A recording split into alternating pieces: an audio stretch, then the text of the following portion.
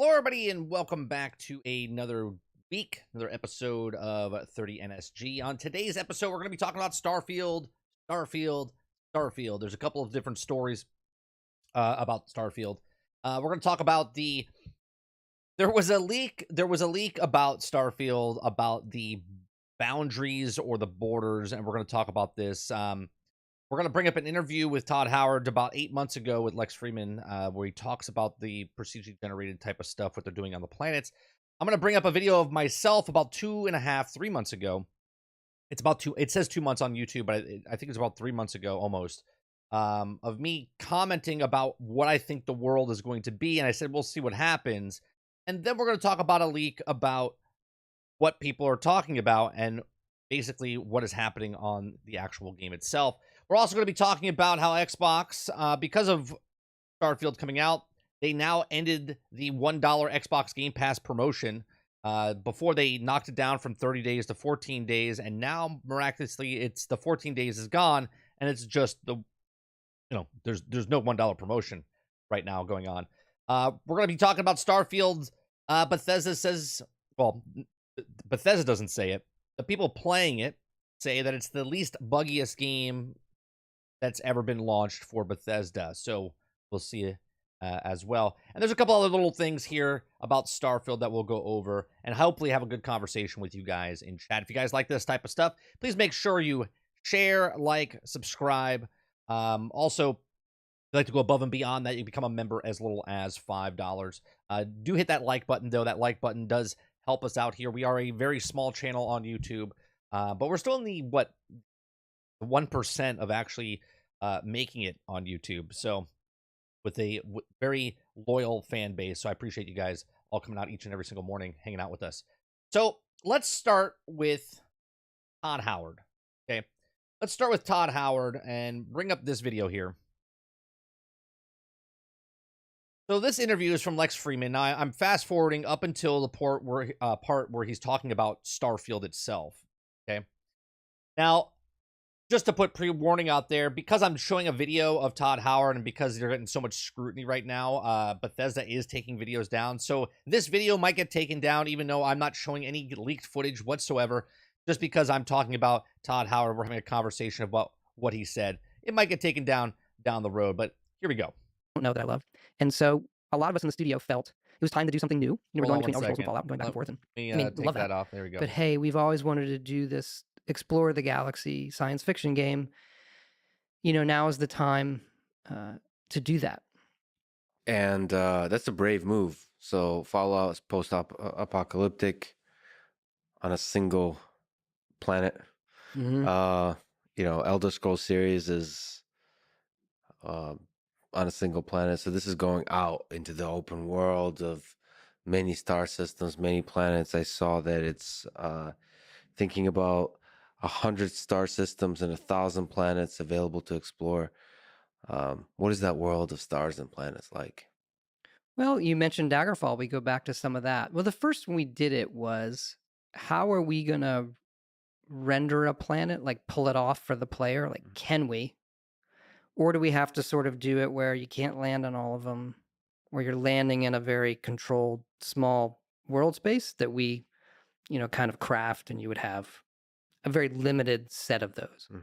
If you go back to tone, like, well, that's probably the wrong tone. And how can we say yes? Like, Okay, so listen to what he said there. He said that's probably the wrong tone to have, right? Now, we haven't played the game ourselves. We haven't played the games ourselves. So we're just going based off of what he's saying, based on what our thoughts are and what people are also posting out there right now. I want to land on that ice ball. So we started the game right after Fallout 4, so 2016. And the first thing we did was, how can we have a system to generate these planets and make them look, I'll say reasonable, as opposed to, fractally goop. Technical term, fractally goop. Well, what's the technical definition of goop? Fractally goop. Fractally goop. You've probably seen a lot of like simulations, whether they're space things or landscape things, where they're using fractals and just the landscape does not look real. It just is like highs and lows and it's muddy. And so we did find a way. We came up with a way had prototyped of building tiles, like large Okay, so this is from 8 months ago, right? This is from 8 months ago where he talks about building tiles for the world, right? So he's already telling you. So now people are getting their hands on the game and saying that there's boundaries and whatnot, and they're like, "Well, this is earth shattering, right?" tiles of landscape the way we would usually build them. We kind of generate them offline, hand do some things, and end up with these very realistic looking tiles of landscape, and then built a system that wraps those around a planet and blends them all together. Now I'll talk about this in just a second. And we had pretty successful results with that. And so we thought, yeah, we could do this. And so there was a big design kind of problem to solve in terms of, well, what's fun about landing on a planet where there's potentially nothing? Nothing. Nothing's fun about landing on a planet with nothing.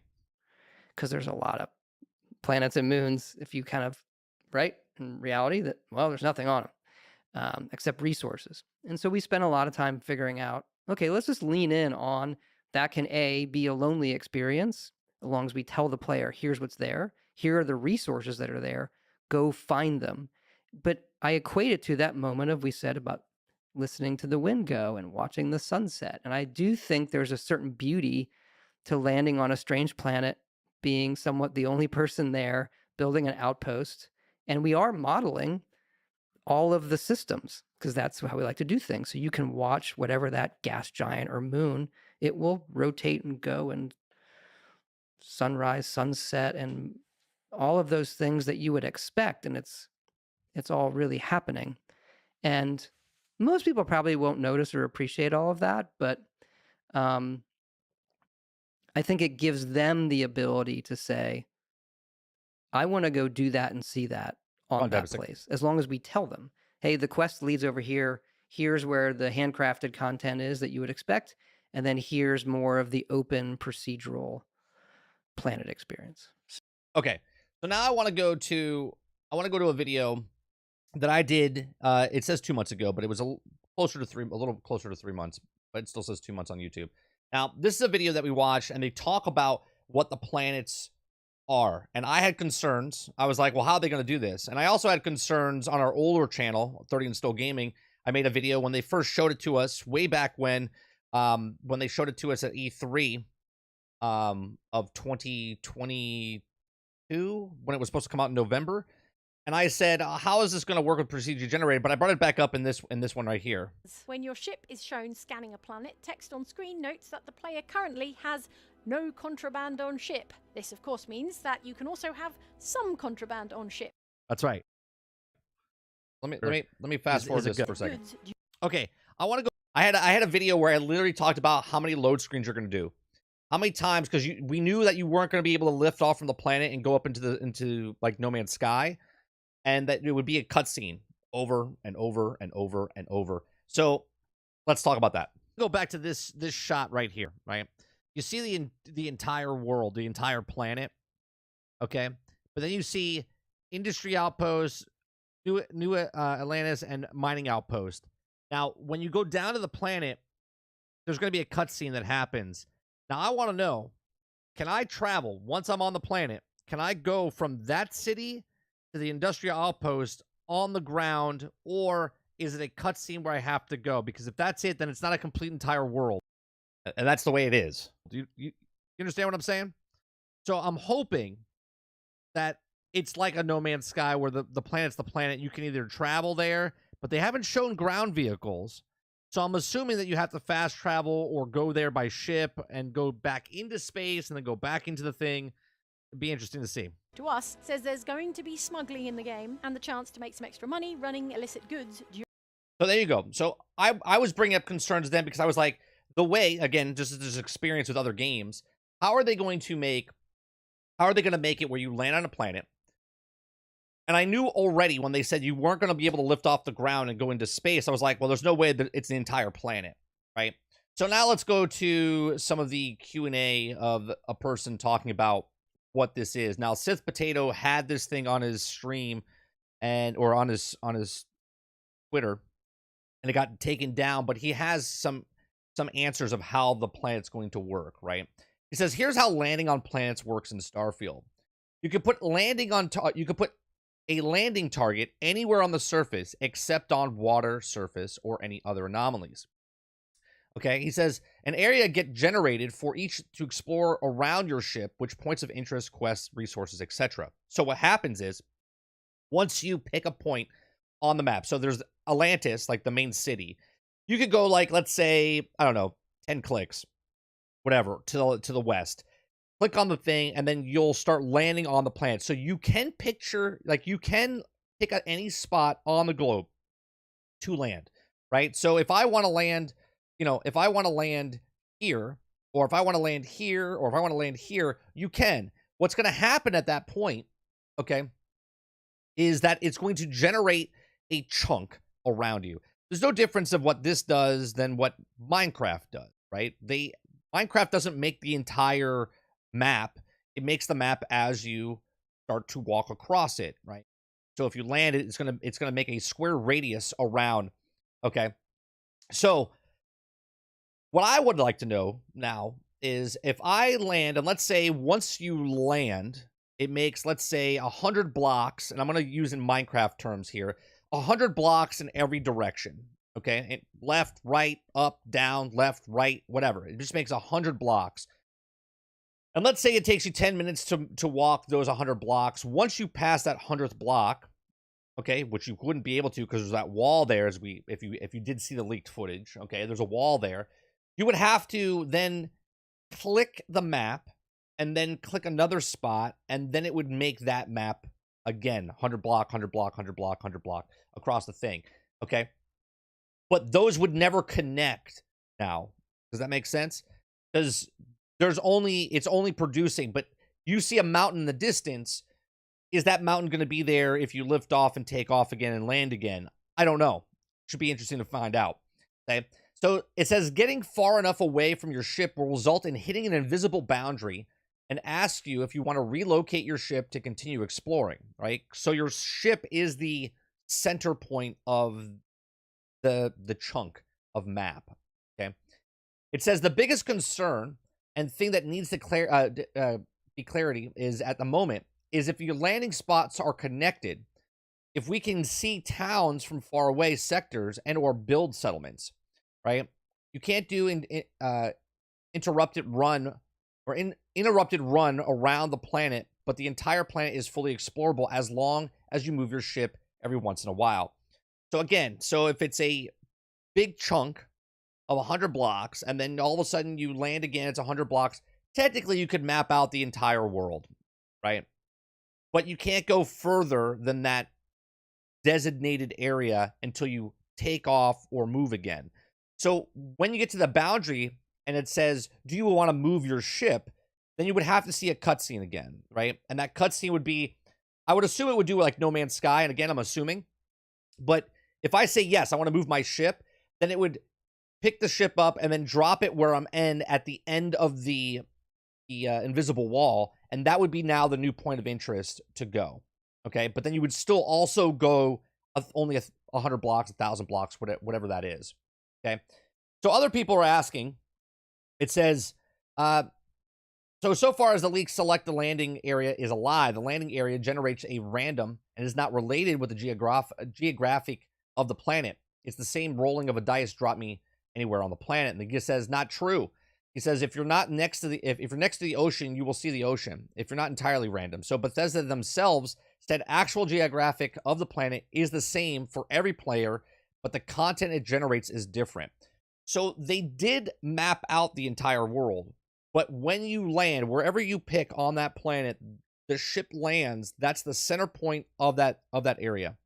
So if you pick right on the edge of the map where water is, you'll be right next to the water, and then the area would generate, and it would generate the resources for you. It would generate like hidden, caves or animals or whatever.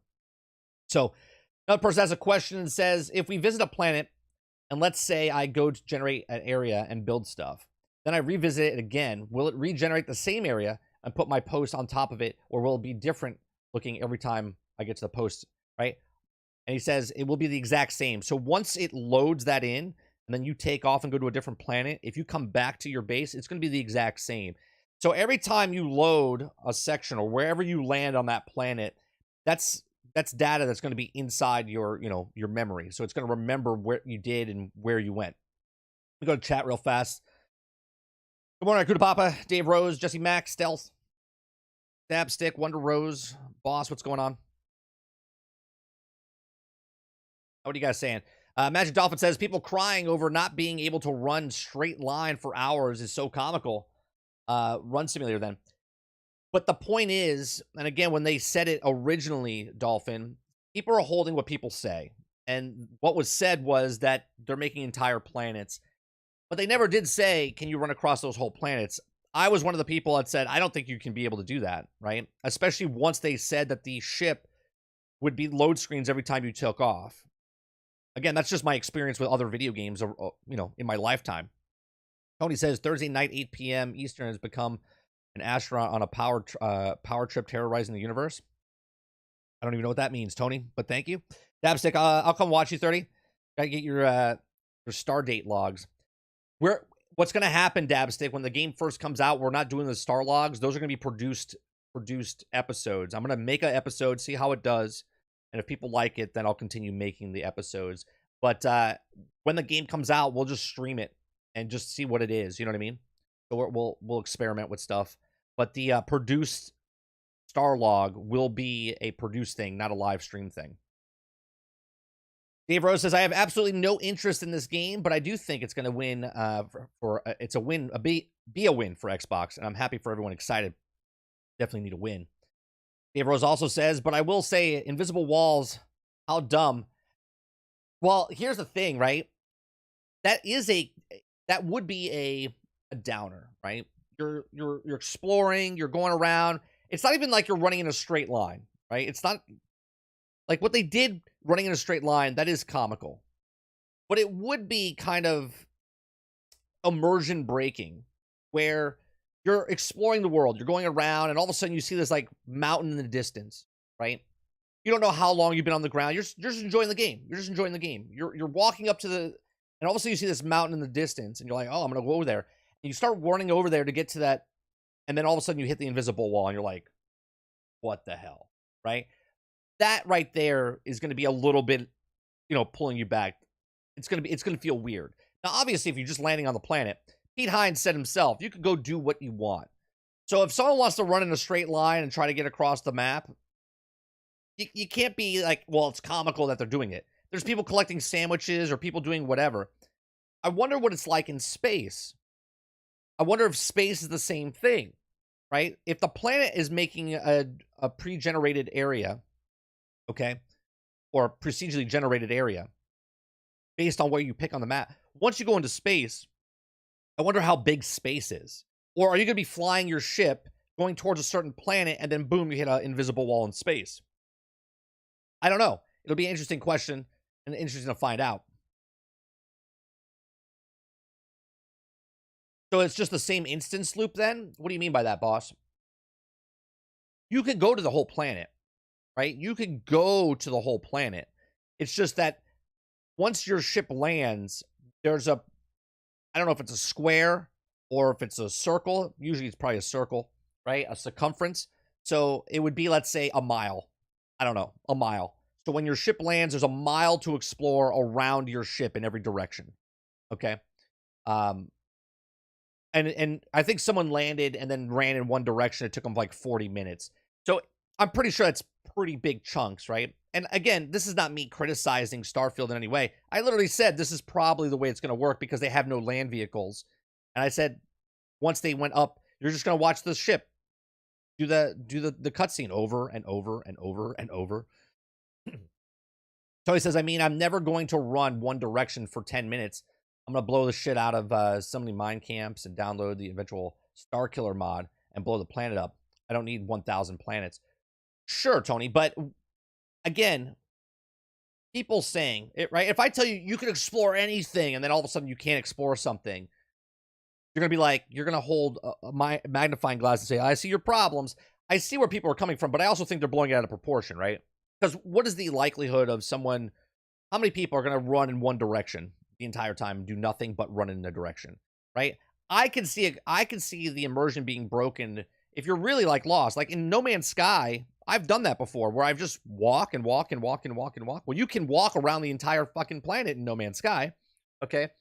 So you don't hit that barrier. There's no immersion breaking. But in this, if you're just exploring, you're going over the hill, you're doing this, and all of a sudden you go and hit a wall, you're gonna be like, oh, it's gonna leave a little bad taste in someone's mouth when it first happens to them, right?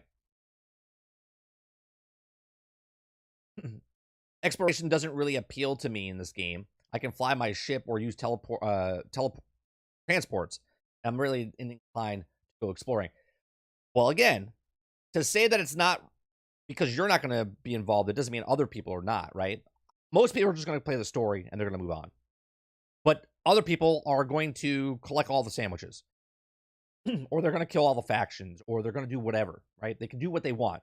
This is Bethesda themselves saying, play the game how you want to play. Do what you want to do. I think space is different. Do you though, Dolphin? I would think it was built on the exact same thing. The area might be bigger because, so for instance, and I'm going to compare No Man's Sky again. When you transport yourself to a new galaxy in No Man's Sky, it has like 3 planets, 5 planets, whatever it is.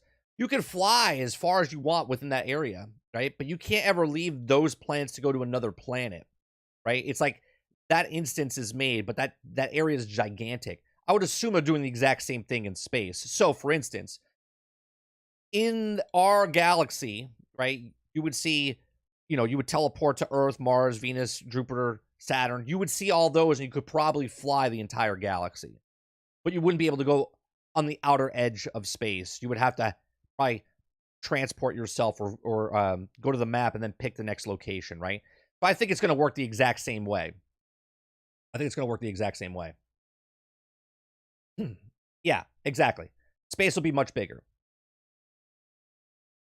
Yeah, probably the entire system loaded at a time. I agree with that. I do agree with that. What do you think about Starfield versus Star Wars Outlaws with freedom? Fly around space for players. But I know the answer is I want to see what you say. I mean, I've said this in the past, Jesse. Obviously, it's their game. They make it how they want. But No Man's Sky, in my opinion, set the bar to the next level of space travel, right? Like, we were complaining back in Star Wars, right? Star Wars Battlefront, that when we did the ground battle to space battle, we wanted that in Star Wars Battlefront, where you took a ship, took off, and could fly in atmosphere and then outside of the atmosphere as well, right? And when No Man's Sky came out and brought it out where you could lift off from the ground and then take off into space, that was the bar being set, personally, right, for those types of exploration games in space. Even so, when you came back into a planet in No Man's Sky, you couldn't get low enough. You just had to hit the button, then it would land. They fixed that because I was like, why can't I fly around or get close to the ground with my spaceship? And then they changed it where you could now skim the ground and do whatever. And they raised the bar again, in my opinion, for exploration as far as space goes. Now, do I expect all space games to do what they did? No, but it sure would be nice if you could take that ship and take off from the planet and then go into space. But because they chose to do what they did, I talked about this again a long time ago, over a year ago. I said, you're going to get used to it. You're going to see a lot of load screens of getting in the ship, and it's going to look cool the very first time you're doing it. But the 10th time, 20th time, 100th time, you're going to be loading a lot, going from the ground to the space, back to the ground, moving to the location. So I would like to see Outlaws do it No Man's Sky way, not Starfield way. If I'm leaving the planet, if it is a, which I think it is because we saw them take off and go into space, they're doing more of the Starfield way. But now I want to know how big the planets are, okay, in Outlaws. Now, Outlaws says that they're going to be bigger than like Assassin's Creed or whatnot, or Division, and that might be enough, but we'll see.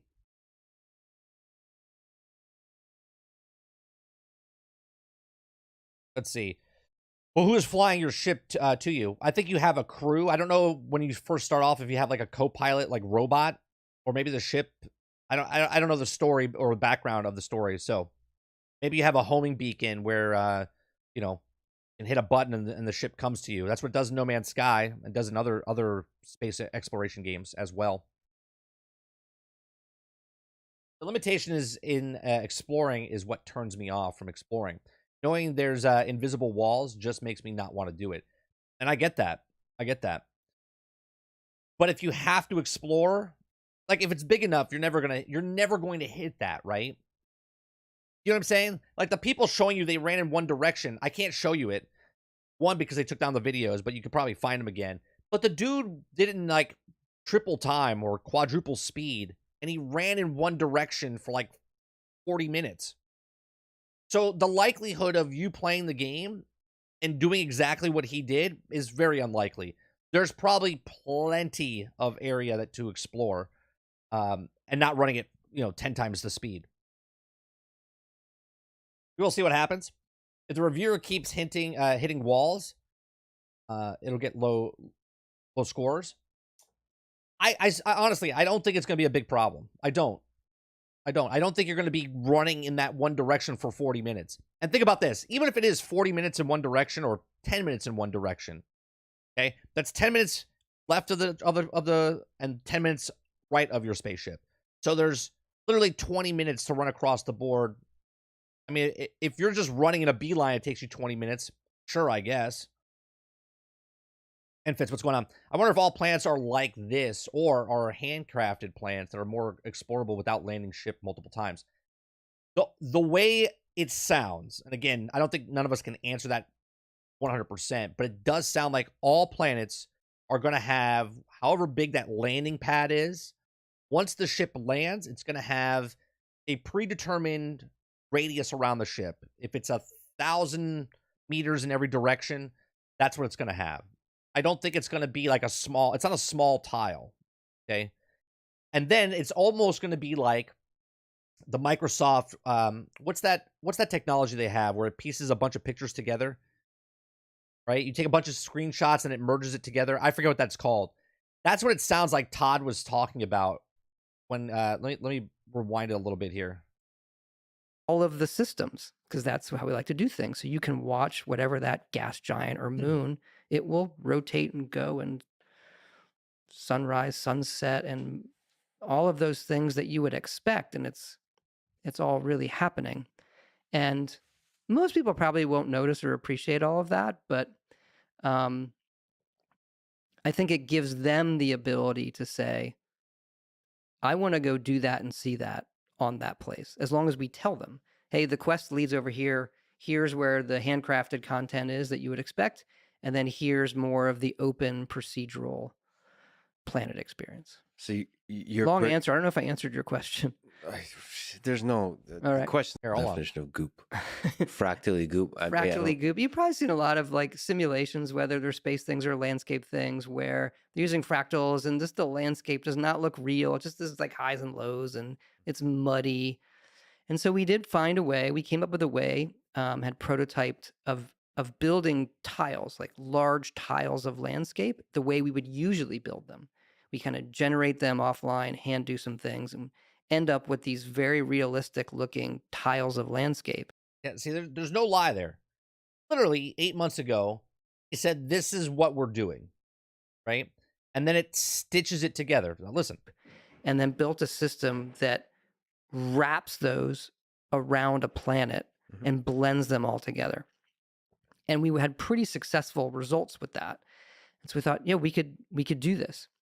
So it takes the section and then blends it with the next section, but there is going to be a wall there. Now, again, how big that wall is or that circumference area, I honestly don't think it's going to be that big of a deal. This is me not coping with it. This is just like, let's say Skyrim. Okay, in Skyrim, you start the game and it has a map. In any game, but I'm using Skyrim because it's their game, right? Or Fallout 76 or Fallout 3 or Fallout 4. The map's the map, okay? And you could run all the way to the edge and then there's a wall, right? Same thing. everything that you can find within the boundaries of that area, you can. The only difference now in this game is that there's a map, and then you're going to move when you hit the boundaries of that map. You're then going to have to move your ship to the next location, and then it can continue. I don't think you could move across and continue running. It's a load screen, drops it. So, if you see your base, you build a base, you start running across the thing, you're at the boundaries, you can see your base because you built a long, big-ass tower, and you can see it from a distance. The next section, if you're in the next quadrant, you can look over and see your base because that is established there now, but you can't run to it because of the load screen, right? Let's see what you guys are saying. Kylo says, yeah, I think it took 45 minutes for them to hit the wall, just straight lining. Yeah, and that's from one side, right? From the ship to one side, 45 minutes. So I would assume it's 45 minutes the other direction too, Kylo, right? So come on. Those are large chunk tiles. They're not hiding anything, right? You get lost, never find your ship if it didn't stay close, I guess. You also just went over to your own beacon in your ship, and then you're also ready to fly. Right. I do wonder how much of the area has stuff to do. He says in the interview that there's going to be times that nothing's there, right? They say that there's going to be times that it's just you're going to explore and you won't know what's there. Then there's other things where they have a procedurally generated thing where they handcrafted like buildings and different things that will appear in those areas. Okay. So for instance, Tony, if me and you are both playing the game, we both pick the exact same spot, right? I'm streaming, you're streaming. I click the spot, you click the same spot as me. It's going to be completely different because it's procedurally generating the ground. Okay, but if we click the same spot on the map and there's an ocean, there's going to be an ocean to your right as there's an ocean to my right. But then the landscape itself is going to be procedurally generated. So I might find a cave with a hidden thing in it. You might not. Okay? And that to me is cool because then people can't make videos and can't make things to be like, well, if you go here, you're going to find this. Okay? Because you're just exploring, it's just random for everybody. Yeah, they didn't hide it, Sarge. There's no hiding. Boss says it would be funny if you see like some rare material or cool place, and right before you get it, well, I don't think you would see like the resources and stuff, boss. But I can see a scenario where all of a sudden it procedurally generates the mountain in the background, and you run towards that mountain and you can't get to it. You know what I mean? That's going to be kind of weird. I like the idea of content being different for each person. Yeah, I think it's cool. You want to run around a planet, go outside and touch grass. It's just something getting blown out of proportion, just like everything because it's Starfield. Oh, I agree. The reason I'm bringing it up is I'm trying to notify people of what it is. Because if you just see the video, they're like, oh, okay, well, there's a boundary and this fucking game sucks. And it's like, every game that you play right now has a boundary. Every game, right? Even No Man's Sky has a boundary.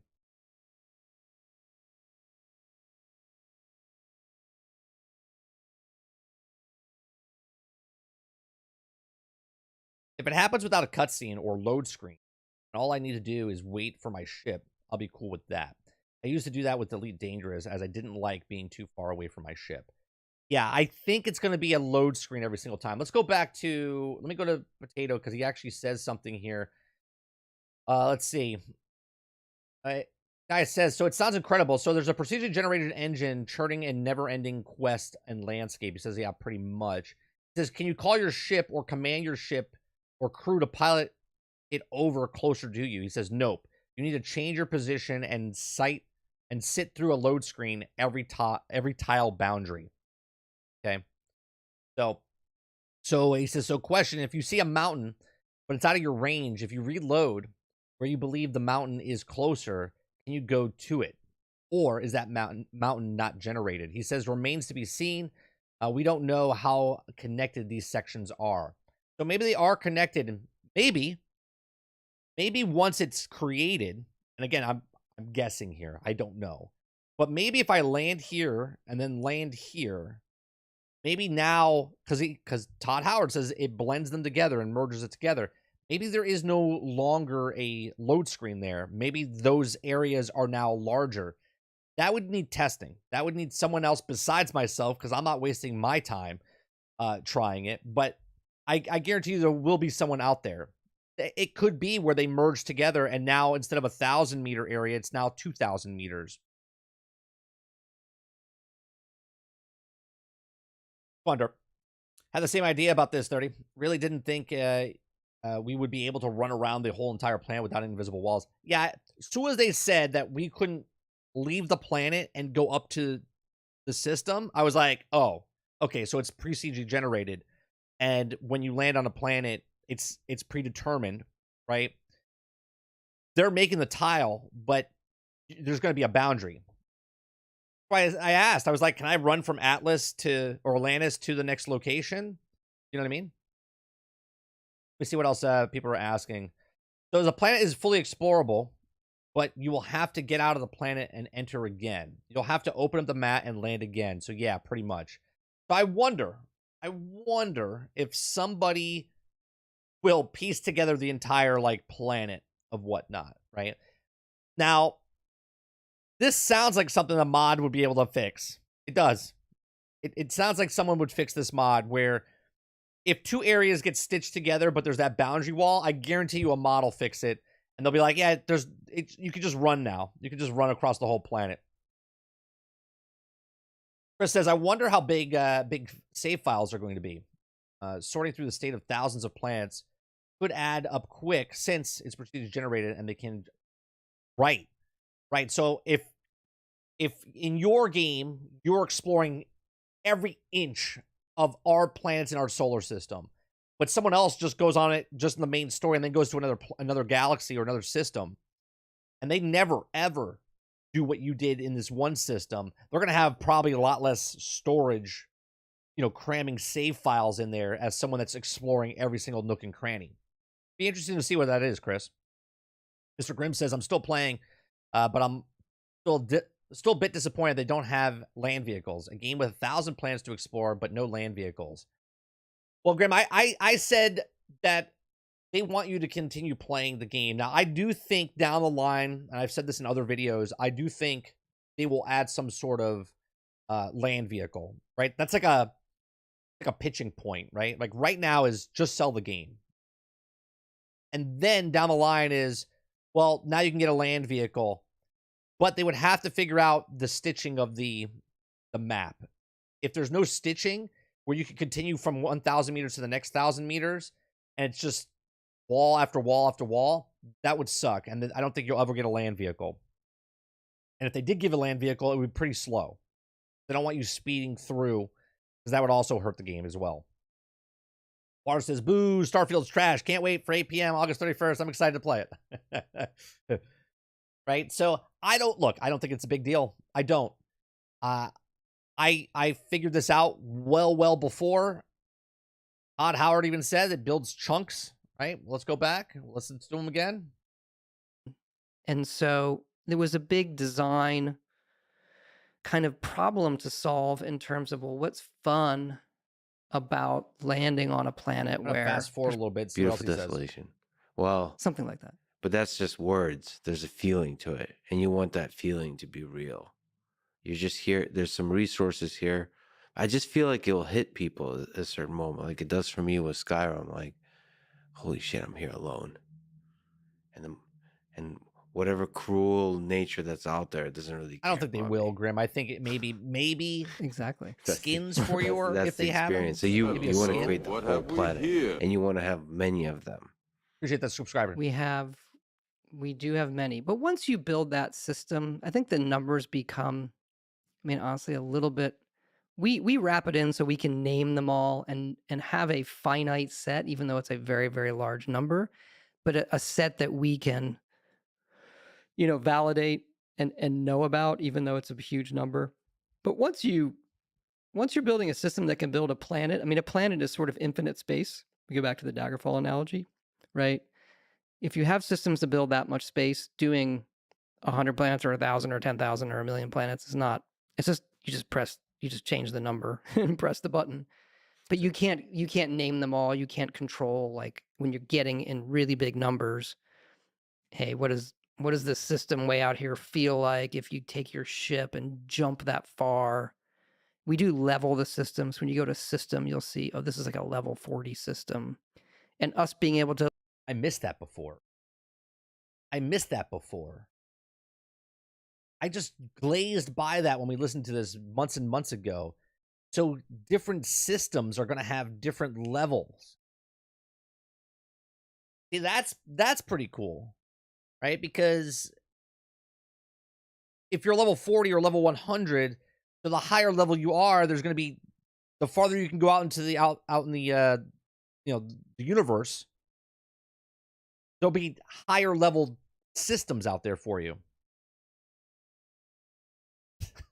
I love level 40. I'm going to be level 1. I love the pain. Do it, Tony. Just get in your ship and just slowly truck yourself out there. I miss that. I don't think anyone else has brought that up.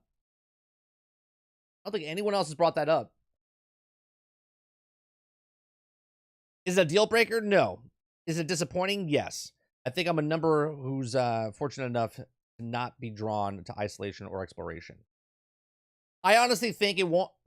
I can understand the disappointment about hitting a wall, right? I get that way with hell, I got that way with Destiny, right? When they had the ceiling, right? When you're jumping out in certain areas and you jump up on a platform and you're trying to get up on another third platform and all of a sudden you hit a wall or an invisible wall.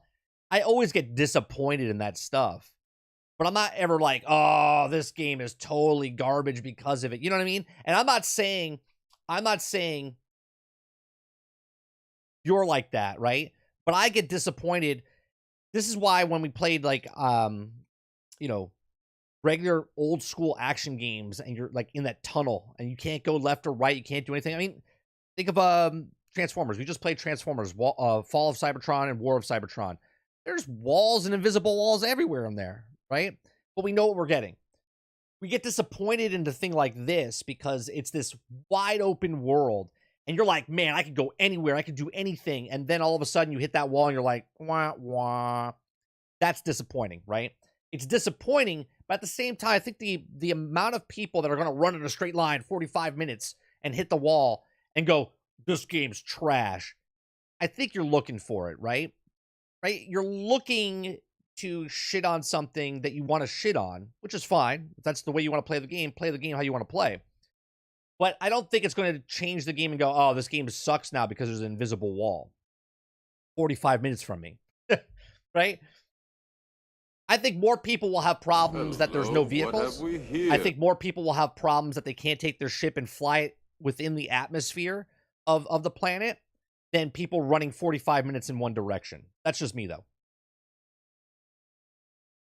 I don't mind the Lone Wanderer experience, Barren Planets. I played Fallout 76 quite a bit. Honestly, miss it when the map was more empty. It felt like more of a wasteland. It's a different experience. I know exactly what you mean by that, too, right? I know exactly what you mean by that.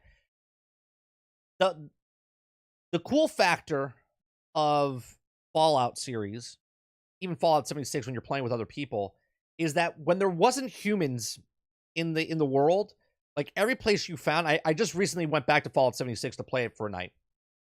And I went to one of the farms and there was people living there now. And I was like, oh, this is cool, the way they adapted. But there's something about feeling like you're the first person to set foot there and explore and find out what's in that area, right? There's something about that feels really cool. And I think you'll get that for those people that want to play this game. But at the same time, there's going to be the people like, this is the 8th time I went up to a planet and found nothing, right? Because they don't have that carrot in front of them. I do wonder how New Game Plus will work, as they said it's different from others and somehow works with the main story. I like the Groundhog's Day or something situation. Yeah, I don't know how. I'll be honest. I said this on Lono's podcast the other day. I'm not going to play New Game Plus. I want to play the same character, doing the same thing. I don't want to replay the story. I just want to live in the world with my character. And if I'm level 100 or level 1000, you know what I mean? I just want to continue playing my character 2 years from now. I personally don't care about New Game Plus. I do like that they put New Game Plus there for people that like that. Abu says, yeah, it's disappointing. However, there's so much that it does not offer to appeal to me. That's my overall feelings haven't changed. I can myself playing it for years. I can myself playing for years. I can see myself. There you go. Yeah. They're ready to hear people complain that the leveling system will break the immersion for them if they want to be able to land, get their asses blast off immediately without knowing they're too weak. Well, I think you could still go there, Chris, right? I mean, let me listen to his thing again, right? I think you could still go there. You just change the number and press the button. But you can't name them all. You can't control, like, when you're getting in really big numbers. Hey, what does this system way out here feel like if you take your ship and jump that far? We do level the systems. When you go to system, you'll see, oh, this is like a level 40 system. And us being able to at least... Yeah, I think when you know it's a level 40 system, but you can still go there even if you're level 10. Right? So I don't think that's a problem.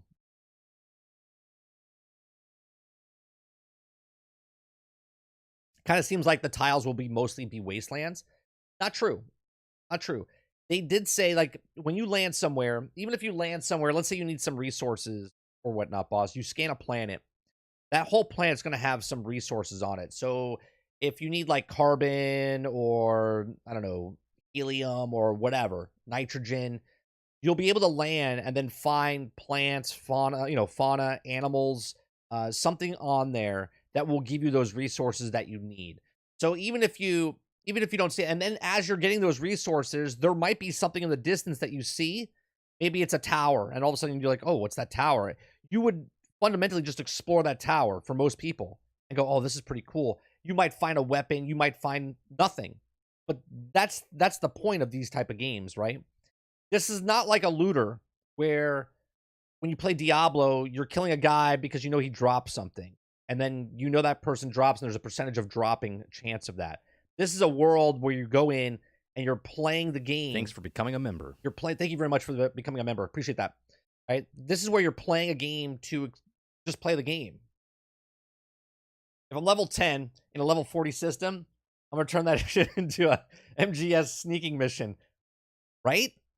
And if you build your character that way, I think you'll be able to make it. Because I did the same thing in Fallout 76. When my guy was too low, I had the stealth suit on and I would sneak through things and get stuff. It all depends on how you want to play. Control that scale is how we kind of ended up with the 100-ish systems we have.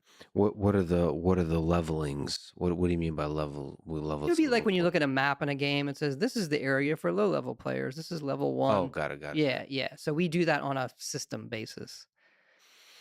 Star system. I read that space travel is considered dangerous in this game. Can you explain?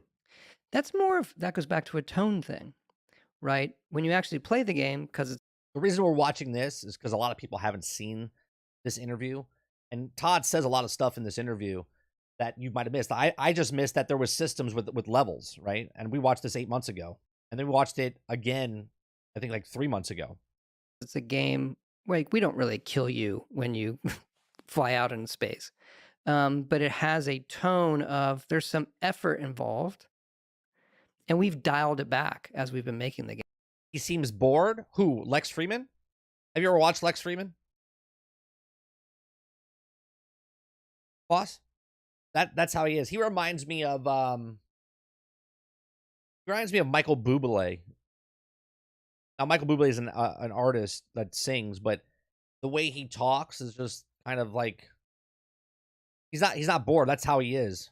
Game, whereas we used to run out of fuel, you jump and get stranded, which on paper was it's a great moment when you get stranded and you have to press this beacon and you don't know who's going to come.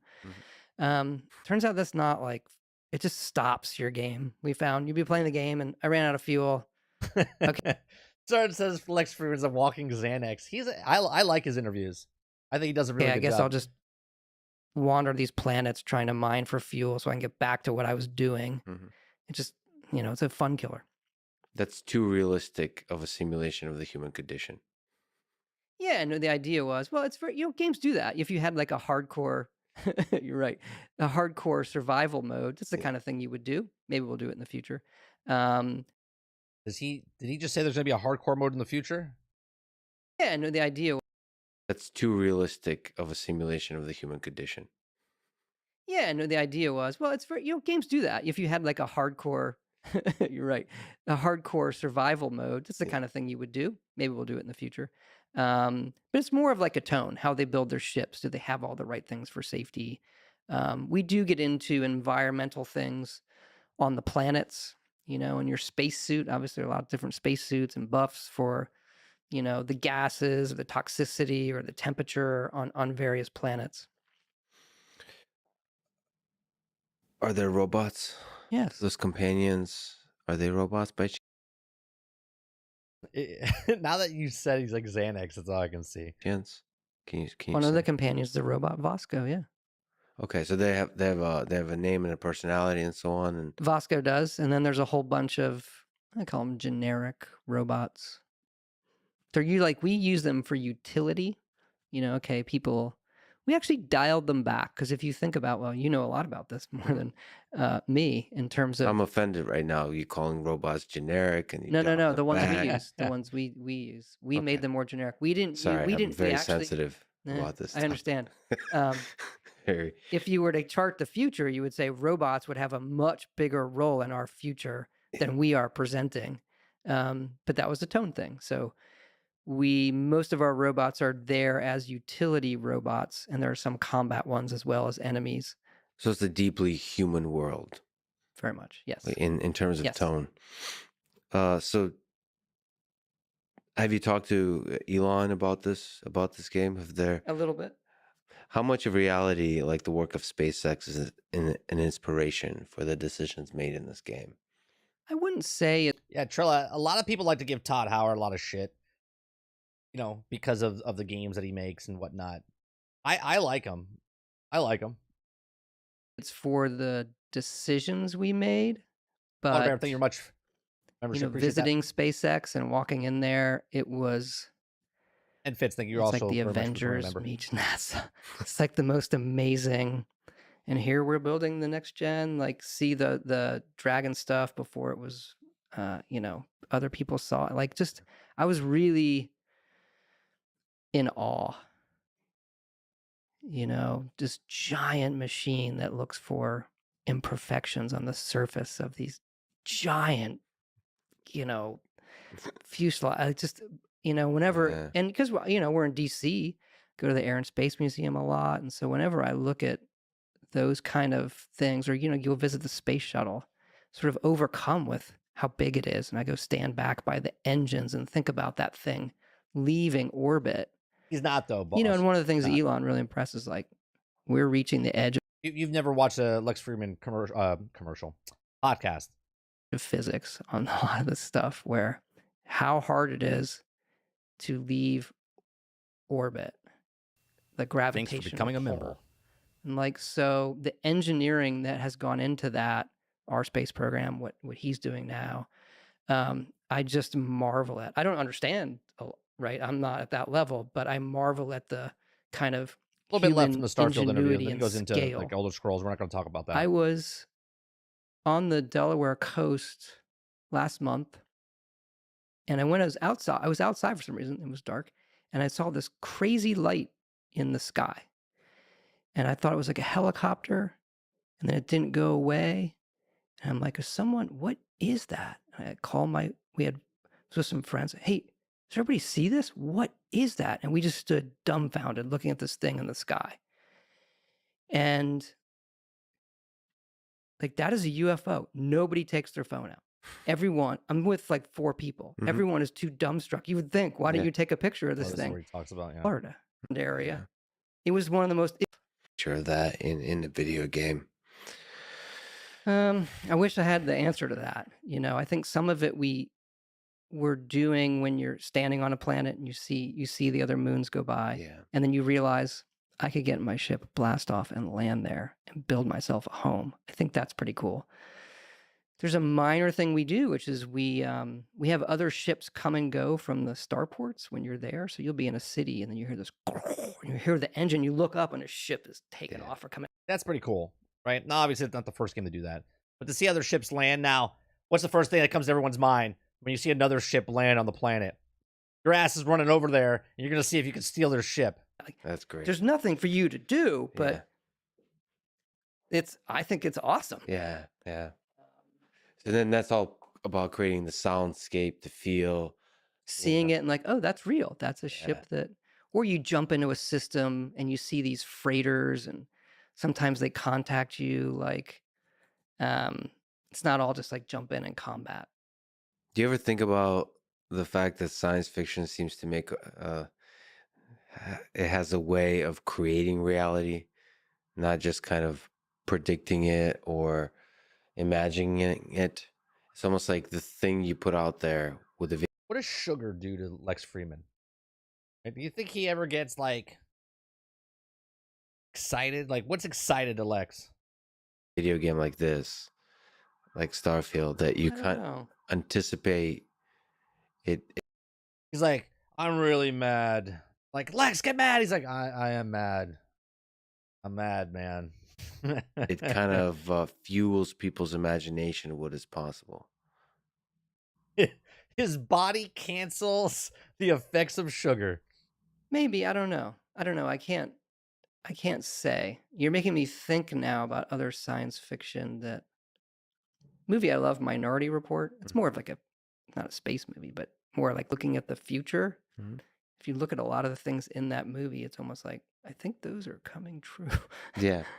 I mean, is that the one that you do interface this like It's the interfaces and then the, the Like way 4 he minutes looks at his left of the child's more Starfield like a section. holographic, almost AR, VR Come on, kind Demir. of thing, or digital billboards, or trying to predict human behavior. There's just a lot of future stuff in that movie. As it comes to sci-fi, to your other question, I don't know. I don't know. well, I think it does, and it's interesting. I mean, I suppose you're trying to create the most realistic, sticking to the tone, the most immersive, realistic world, and almost by accident, you create the thing that is possible because you want it to be realistic in some deep sense. So accidentally, it can become the possible. Yeah, it's like and then fighting that Loch Ness places Monster. that idea in people's heads. I mean, if humans are ever to become a multiplanetary species, we need to play games. We need to read sci-fi to help imagine that that's possible. To look outside of Earth, to look up on the stars, and we can actually travel out there. I don't know. There's power to sci-fi to do that. Mm-hmm. I guess you shouldn't feel the pressure of that. I don't know if I'd make the leap. Maybe Fitz. Maybe. Now, that's all. That what we're doing might. Now, Why maybe do you hate robots? Whoa. one of our, hopefully it might inspire some young people who are headed in that direction of like, oh, I thought about getting into space and space exploration and being an engineer or doing these things, and I played this game and No, this is it, Travis. it This really is what first sparked topic. that interest in me. So I'm going to go take that as a field, and maybe that's the person who goes and does some of these things. Yep. We were talking about because people leaked. Someone leaked Travis a quick sped up version of someone landed their ship, and in a leaked video, which I can't show, ran from the ship in one direction for like 45 minutes. And what they did was they sped it up. They sped it up 4 times or something like that, 10 times speed. And they ran basically for like 45 minutes in one direction. And people were freaking out, right? They're like, game's dead. Game's retarded. It's so stupid. You hit a wall. And it's like, there was things that were said, and I'm showing this interview because in the beginning of this interview, he literally said they made a tile system. That when you land, there will be a tile system, and then we made a system where the tile system will like blend together as you go or whatever. So the big thing is that you're going to hit a wall if you ran in one direction for 45 minutes. I think the likelihood of people doing that, not on purpose, just exploring the world and just being so engulfed into the actual what you're doing in the game. Not talking about story missions, just exploring. That you came across, you're like, oh, what's that over there? And then boom, all of a sudden you hit a wall, right? I don't think that's a big deal because in every game that has an open world, there are boundaries. If the boundary's in the middle of the map or is a mountain that you can't get up and you have to go through the canyon to deviate you to go somewhere, or if it's the edge of the map and you actually hit the end of the world, right? This is not a big thing, right? But because it's an open world game and because it's Bethesda and because it's Microsoft, everyone is like, oh my God, this game is trash, it's broke, and it's like, and to me, it's just taken out of proportion, out of context, out of proportion, blown out of proportion. So we're listening to the interview of the last couple of minutes to see if he says anything else, because we picked up on one thing that he says that there's different levels, different skill levels, or levels in different systems.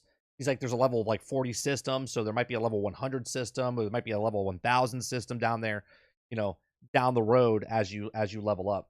Yeah, because in the next couple of decades, likely a human being will step foot on Mars, which are the first steps towards us becoming multi-planetary.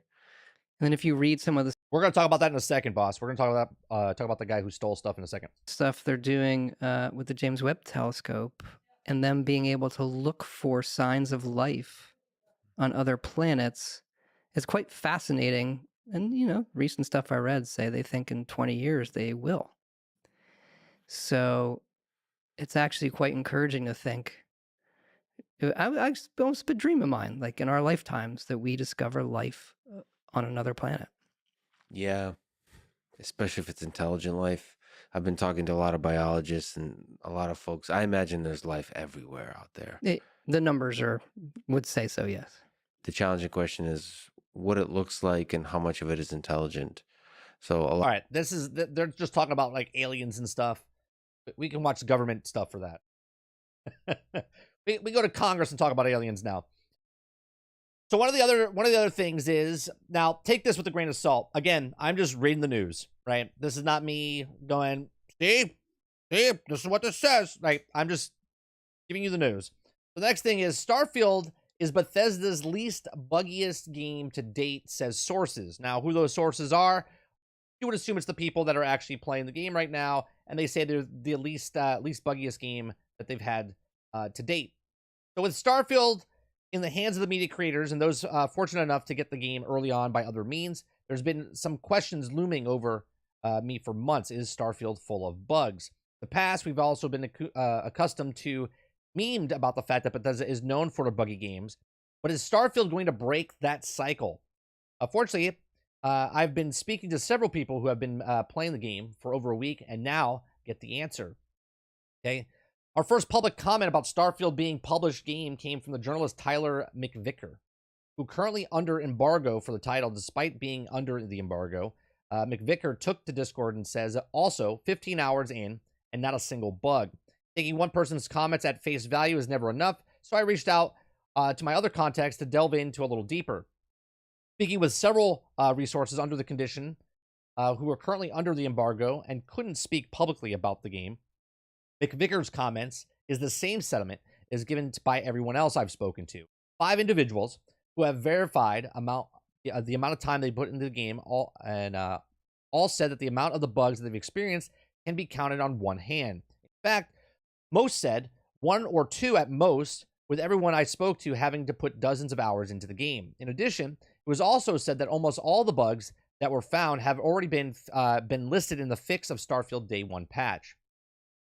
So those are good signs, right? Now, the big problem with Fallout 76 that we saw was that Fallout 76 was a disaster because of all the bugs that were in that game. Now, again, if there's a lot of new people here today, and I appreciate you all coming in, hit that like button if you like what we're doing here. If we talked about in the past, the Fallout 76, I played 82 hours. 82 hours, there was minor bugs and glitches that I experienced. We watched a skill up review when it came out. We watched we watched a whole bunch of people they were having a terrible time, right? You see it all the time now with video games as well. Someone's not having any issues. Other people are having massive issues. Cyberpunk was the last big one that everyone was talking about. But with Fallout 76, everyone's like, well, that's the last game they made. So this game's going to be just like that one. Instead of looking at what Bethesda made, now Bethesda is a publisher, but they also didn't make Fallout 76 with the same developers that they made with the rest of their other games, right? With their main studio. They helped with Fallout 76, but Fallout 76 we know was rushed out, pushed out in less than 12 months to get it out up and running, and then was fixed over the next 4 years. With Starfield, the game that came out before it was Skyrim. I'm sorry, Fallout 4, then Fallout 3, and then Skyrim, and Morrowind, and Oblivion, right? And they've all had games that were in the running for Game of the Year. We've all loved those games if you play those games. There is Bethesda's charm with certain bugs inside those games. And we're okay with taking some at that point where if it's not game-breaking, like in Fallout 76, I had a game-breaking bug in hour 82. I got into my suit armor, and all of a sudden I went invisible, and I couldn't get out of the suit, okay? So then I couldn't interact with any of the benches and workbenches I had. I couldn't do anything. And then when my suit of armor, my Brotherhood of Steel armor got broke, it looked like I was hopping on one leg because I was invisible in the suit, and then my armor broke, and it was a mess. Glitchy, buggy, fell through the map, whole bunch of stuff. Now, could that potentially happen? Yes. That could happen in any game. Right now, in the state of mind that we are in, we're like, well, the last game they sent out to us was Fallout 76, so we're expecting the worst case scenario with this game. I don't know why people want games to fail. More people want games to fail now than it's successful. Kind of weird to me, right? I get upset because the game comes out broken, buggy, and they prove me right when games are broke. I look at it and go, this one looks bad. Starfield doesn't look bad. I think the biggest criticism it's going to get is the 30 frames per second, which I really don't think people are going to... I think people will forget about that real fast once they're exploring the world and just diving in and becoming part of that world. I do. Okay? But I also think there's going to be people that they're going to have a bad copy. They're going to have a bad experience. They're going to fundamentally like try to make it shitty experience so they can bitch about it. I do. Remember, if you're bought this game already, you're probably already a fan. You probably won't be one of those people that bitches and moans about the game. If you're a person that hasn't bought the game yet, for whatever reason, maybe you don't have a system that can run it. Maybe you don't have a television set that can run it. Maybe you don't have whatever. Okay, maybe you don't own a system. Or you're just waiting for it to come out on Game Pass. That's the best case scenario. That you don't have to pay $70, $80, $90, $100 to get it early access. You don't have to pay $70 when it comes out. You just try it out for $10. Or you can try it out for $17 if you're on PC. Or $10, I think it is, for just PC Game Pass as well. Right? So I don't see a downfall to a lot of games. Right? We criticize Game Pass all the time here because I think it's bad for the industry, but it's really good for consumers to not buy a game, pre-order a game, and wait for a game to come out and try the game and see for yourself. Waterbear says, you expect them to have less bugs because the hardware and technology out now. As long as they aren't in any game-breaking bugs, then I'm sure the experience will be good. Yeah, I think it will. I think it will be. Water. Travis says, this is all Bethesda games have been buggy, all of them. But the question is, will it be so buggy and unenjoyable? Thus far, answer for Bethesda is no, you can still enjoy it. True. Boss says, I love for all the fall or all the fail, but honestly, it looks decent. Doesn't look like a Redfall or something. It looks really... Compared to Redfall, it's a complete game. But Redfall itself wasn't a complete game. You know what I mean? Rose says, I just absolutely hate the fact that everyone gives Bethesda a pass on bugs. It's not giving a pass on bugs, Dave. Don't take me saying that because they have it. What we're saying is Hogwarts Legacy had bugs. I fell through the map. I had to reset a couple times. It crashes. Like those bugs. Marvel's Avengers had bugs, right? Where I couldn't finish the last boss, and I had literally no way of completing the game. I had to wait 2 weeks for them to patch it before I complete the main story, right? Games have bugs. All games have bugs. People right now playing Baldur's Gate 3, there's bugs in Baldur's Gate 3. That's not the issue. All games have bugs. The issue for Cyberpunk 2077 wasn't that it had bugs. It had bugs that were game breaking, right? That's not the issue. We're not, at least I'm not giving Bethesda a pass because of the bugs, right? Best games in the industry. Mass Effect had bugs. Mass Effect 2 had bugs. Witcher 3 had bugs. That's not the issue. The issue is if certain bugs come out and it's broke, where you physically can't play the game. That's the difference. Grim says, I had a weird bug in Fallout 4 where the cow that sold supplies somehow ended up on the roof of my house, and I could no longer buy supplies from it. Right? You see what I'm saying? Like, little things that now, how many people do you think that happened to, Grim? Right? It was probably because where you built the house, and the cow would walk on that path, and then it shot up and teleported to the top of the building. Like, you know what I'm saying? Like, now it's game breaking for you specifically, because if you really always bought stuff from the cow, you couldn't anymore. So that's game breaking, right? And that's unfortunate. Waterbear says, I'm completing my honey to-do list by Wednesday so I can be ready for all weekend. Boss says, does Game Pass hurt them, though? I feel like people buying Xbox just for a game could have been easy $70 to $100. That's not their business model anymore, boss. You are right. In a old world, let's just say what it is, right? In the old mentality of the world, selling a product is a good way, but the product they're selling now is Game Pass. And the product that they're selling also is a single player game, which is Starfield, buying it for $70, $80, $100, whatever. But they're selling Game Pass. Game Pass is the product, just as the game itself is a product.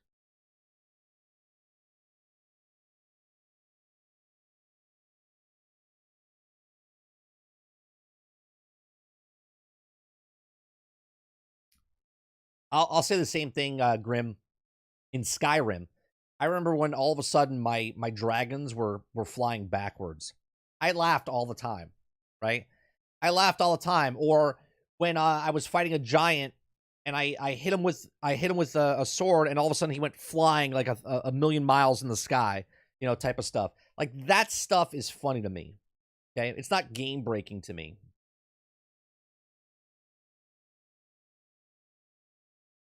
When you make a great game, people are willing to look past bugs, right? Well, it's just like anything, pros and cons, right? If there's more pros than cons, you tend not to focus on the cons. But if there's more cons than pros, then you start to nitpick everything that's with the... Yeah, I'll put myself on blast right now, right? I watched the Ahsoka show on Disney Plus, and I wanted to like it. I do. I wanted to like it. But I am really being picky on what they're doing with that show. I'm getting extremely, like, under a microscope going, they did this, but because I love Star Wars so much, and the way they're screwing it up makes me mad. But I know I'm being more nitpicky than everything, right? So we all do it. We all do it. We want something to succeed, and then we start nitpicking it because we're not happy with it or whatnot. Everybody's saying it's the best Star Wars in a long time. And people do like drinking Kool-Aid, boss. I can break it down to you, but I'm not going to do it on this show.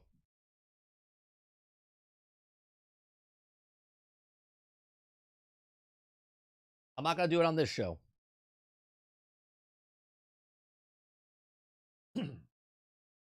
All right. Not everyone, right, Reese? Not everyone. The next thing I want to talk about, Microsoft has ended its latest $1 Xbox Game Pass promotion days before the release of its much anticipated exclusive Starfield. It's amazing. It's amazing. I said they would do this. Okay. As spotted on by XGP, the dollar for 14-day of Game Pass promo has disappeared from Microsoft Store this weekend, after the reintroduction in July. Now, previously, the deal was available for several months until Microsoft ended it in March, saying it was evaluating different marketing promotions for new members in the future. Now, the latest withdrawal comes days before Starfield's early access release date on August 31st, right? U.S. time zone. The $70 standard version of Starfield, which includes the base game, will be available via Xbox Game Pass. The digital premium edition for 300 Constellation Edition will also come the game's first story expansion, Shattered Space, plus up to 5 days of early access ahead of Starfield September 6th. Okay, so the $1 Game Pass offer reintroduction this summer, followed by Microsoft's decision to raise Game Pass prices. As of July 6th, prices increased. The most marketed included Norway, Chile, Denmark, Switzerland, Saudi Arabia.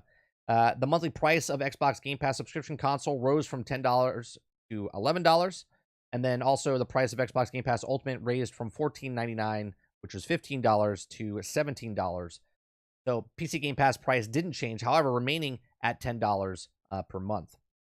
So look, again, they're selling you the price. They know people are going to be FOMO. They know people are going to be hyped about this game. They know they can't wait the 5 days because people that play video games, most people, I'm not going to say all people, but most of them have an addictive personality of constantly playing, constantly doing it, need it, my friend's playing it, I want to buy it. So Xbox One ends the $1 deal, which is funny because I knew, I said it months and months and months and months and months ago, probably last year, okay? I said they're going to push the S, they're going to push Game Pass, they're going to take away the dollar because they want people, when Starfield comes out, get so hyped that either pay the $70 or they pay the $100, or they get it on Game Pass for that $17 now, right? Or the $11 now. Yeah, wow, shocker. But remember, Rose, there was people defending this? No, they're not going to raise the price. No, they're not going to get rid of this. Right? Do you remember? Pepperidge Farm remembers. Okay.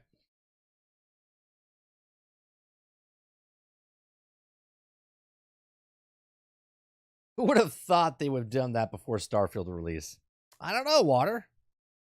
I remember specifically people going, no, they're not going to change Game Pass. No, they're not going to do that.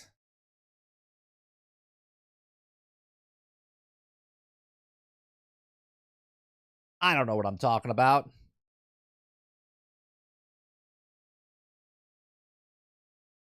So, now, here's another, not really controversy, right? But people talk about this all the time, right?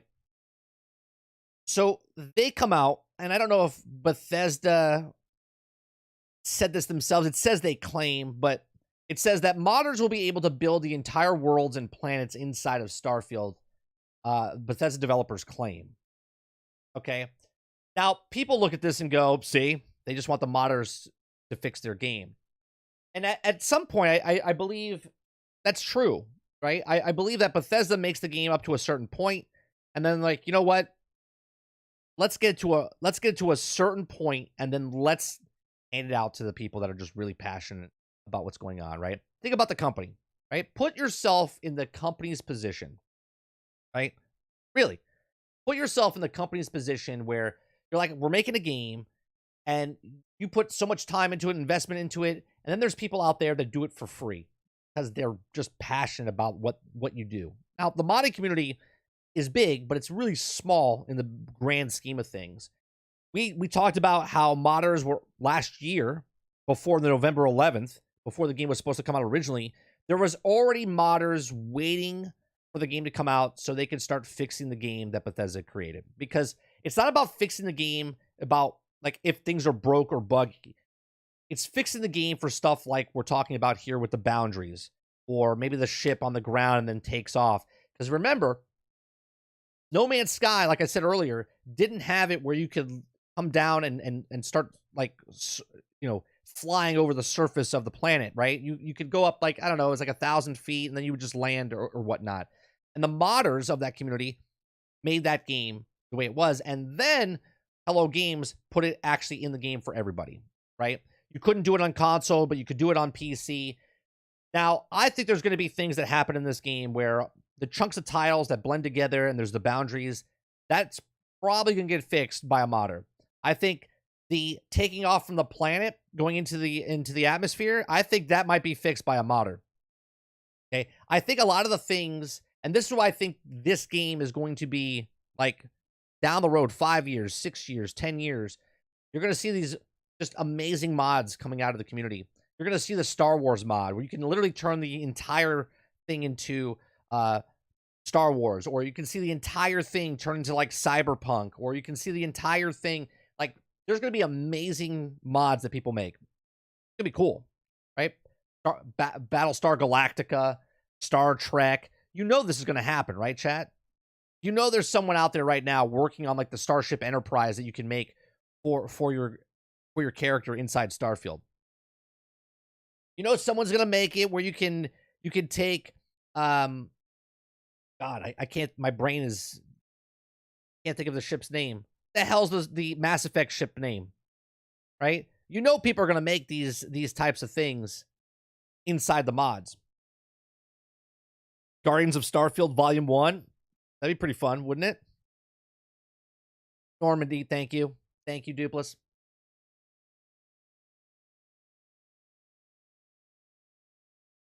If you can't make a good game, let the modders make it good.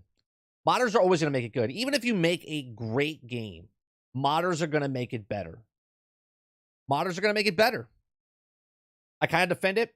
I didn't deny and raise the price by my argument was even if they did, you're still saving money overall, getting the money more bang for your buck. Oh, for sure. For sure. But there was people literally saying that the price wasn't going to go up. And you weren't even here when we were talking about this. This is like last year. And if you were here, you never talked during that time frame. They're dropping a massive game. It looks to be complete. Leaving things open for modders is all upside. Oh, absolutely, Reese. This is why I was debating if I should get it on PC or if I should get it for console. Because I really want to play the mods that people make. I want that Star Wars mod.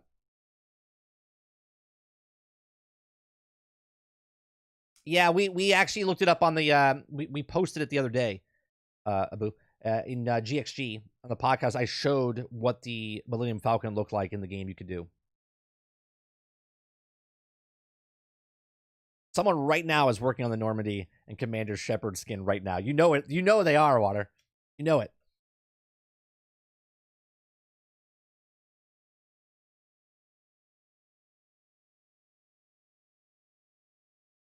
What do you think of the no land vehicles like speeders in Starfield? Titan, I truly believe that I'm going to look at it like I look at, and I still believe they're going to have some sort of private servers or multiple down the road. But I look at the same way they did with Fallout 76. Like they didn't put humans in the world right away. They let people play the game and kind of explore and do the stuff. I don't think they want to put ground vehicles in right now. I think we do get ground vehicles at some point down the road, right? If we don't, we don't, because it would be just as simple as just getting your ship, do a load screen, and then land somewhere else, and then you explore, right? But I think I can see them putting some ground vehicles in down the road, but letting the player base, seeing what the people do, seeing like how far people walk, because they're going to have all the data, right? They're going to have all the data. They're going to know how many people land the ship and how far people go away from the ship. They're going to see how many times people transport. They're going to see how many times people fly and how far they go and how far they walk. And I do believe that that's what they're going to wait to see. They're going to wait and see how much data they have to then go, do we need to make a ground transportation, or do we just keep it the way it is? If you can merge, like I said earlier, and I think Abu's saying that, if you can merge the tiles, I think they bring in vehicles. But if the tiles don't merge and it's just the circumference around your ship and it takes a certain, I don't think we get it. Right, Dupless. Great point. Great point.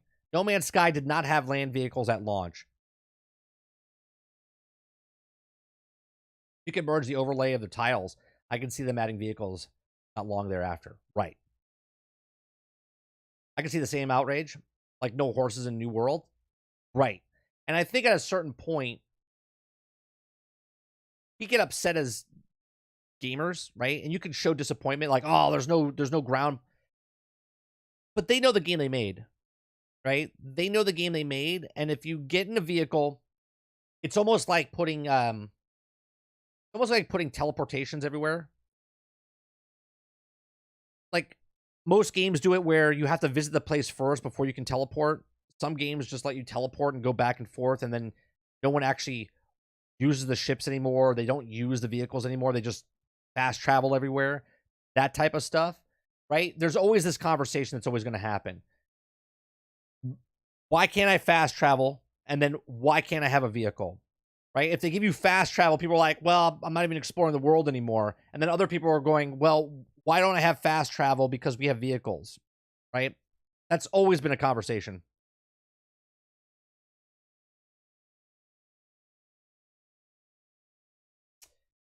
You know what? One of the things that I'm going to be disappointed in, and this is so minuscule, but I want to go to planet Earth, and I want to land. I want to land in Fallout world, right?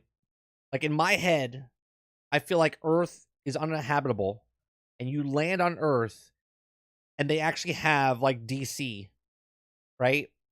Destroyed like it was in Fallout 3.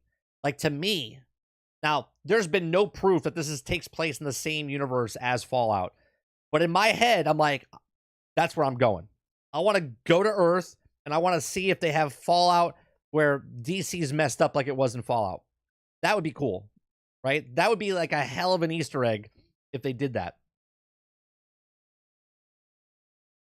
Water says, I don't want a big ship, nor a big crew. I want to build either a last starfighter, nice, or a ship like Mando and be a bounty hunter. Did you see that you could build a big ship? Did you see that you could build a big ship though? Where is that? Someone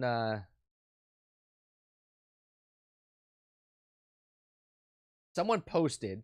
I gotta find it. Somebody posted.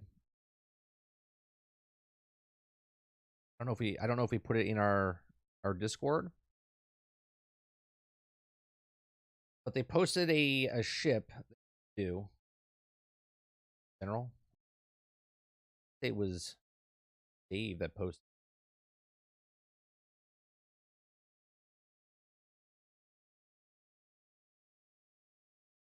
Somebody, yeah, here it is. Here it is. It was Dave, right? So Starfield achievement lists and trophies leaked ahead. We're not going to look at those, but this is a picture supposedly, right, where what your ship, how big it can be to what it could be, or what it is to what it could be.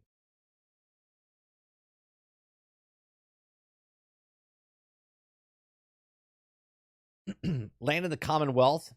Preston, great. Still having a player building outposts. He says you could basically mod each planet to be a different game. Yeah, imagine that. I'm gonna stick by what I said. I think down the road, and I'm not saying when at launch, obviously. I don't think in the first year. I think down the road they make Starfield in some way, shape, or form, like a Grand Theft Auto Online, or they make it like a Fallout 76 private server, like a Starfield first. And you can play with co-op with somebody, or you can play with multiplayer with just a small group of people. Just kind of explore, right? It'd be pretty cool. It would be pretty cool to go on an adventure with your buddies in a ship like this, right? And you're each piloting the ship, and you're going on adventures and stuff. That would be cool. Now, if it doesn't happen, I'm not going to get disappointed. I just feel like this game is just that massive that they could.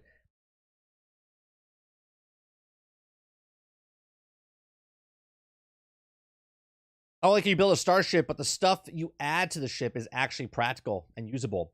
Supposedly it is, Grim. Supposedly they said that, so they gave an example. If you are a smuggler, you can buy these certain segments of your ship where the grates open up and you can hide stuff with inside. So when they do a scan, the pirates or the people that are looking for the illegal goods, they don't spot it. So if you didn't have those modules, you would actually get caught, and then you can go to jail, which they said that's in the game as well, right? So you can go, or you can run away from them as well. But that's pretty cool. That's pretty cool.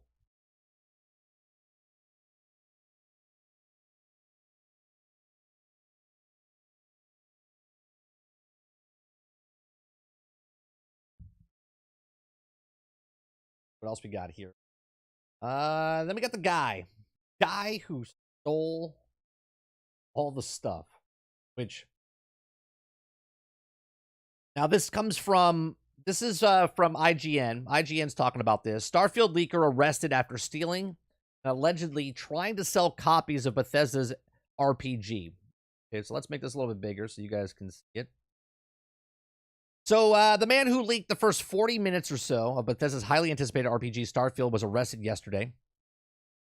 Not for leaking spoilers, but because he's the thief of the game, right? He first reported that Kotaku 29-year-old Darren Harris was booked yesterday in Tennessee on a felony charge for theft of property costing $2,500 to $10,000, a misdemeanor charge and theft property of $1,000 or less, and another misdemeanor charge for possession of marijuana, per information on the Shelby County Sheriff's Office website. Now, IGN has obtained the incident report and arrests, which at least stolen property as video game Microsoft Starfield unreleased game. While it's currently unclear that the further legal repercussions, Harris will still have to face the post $10,000 bail today, according to Shelby County Sheriff's Office website. The leaked footage first hit the internet on Tuesday, which was taken from his cell phone and posted to Harris' YouTube account. He was quickly taken down for copyright infringement, both not before spoilers were recorded, screen grabbed, and shared more widely. They're still out there. So be careful if you're trying to be a Starfield with little information as possible. After some leveled criticism, and Harris, for now, he played the game, and much of the footage involved him struggling to grasp the mechanics because he was high. No offense to the man, that's a good game, he said at the time. Perfect timing about leveling the earth. All that is good stuff. Pretty swell, good moves. And they're also saying, I play like a beginner because I'm not a game expert. He's a thief, obviously, and a bad one at that. So Harris' YouTube and other social media accounts have been since scrubbed of their previous videos, but also according to Kotaku, Harris took things further as he began trying to sell copies of Starfield, including the $300 Constellation Edition. While it's unclear if Harris obtained the copies of Microsoft tipped off the Shelby County Police Office about the conduct, he was certainly made a little secret of his possession of the game. Starfield hits PC on Xbox on September 1st, early access, and full release on September 6th. So, like I said the other day, not only is this man not a good gamer, he's also not a good thief. I mean, who permits a crime and puts it up on the internet, right? Who literally steals all this stuff and then shows people that not only did I steal it, but I'm also trying to sell it illegally. Bravo.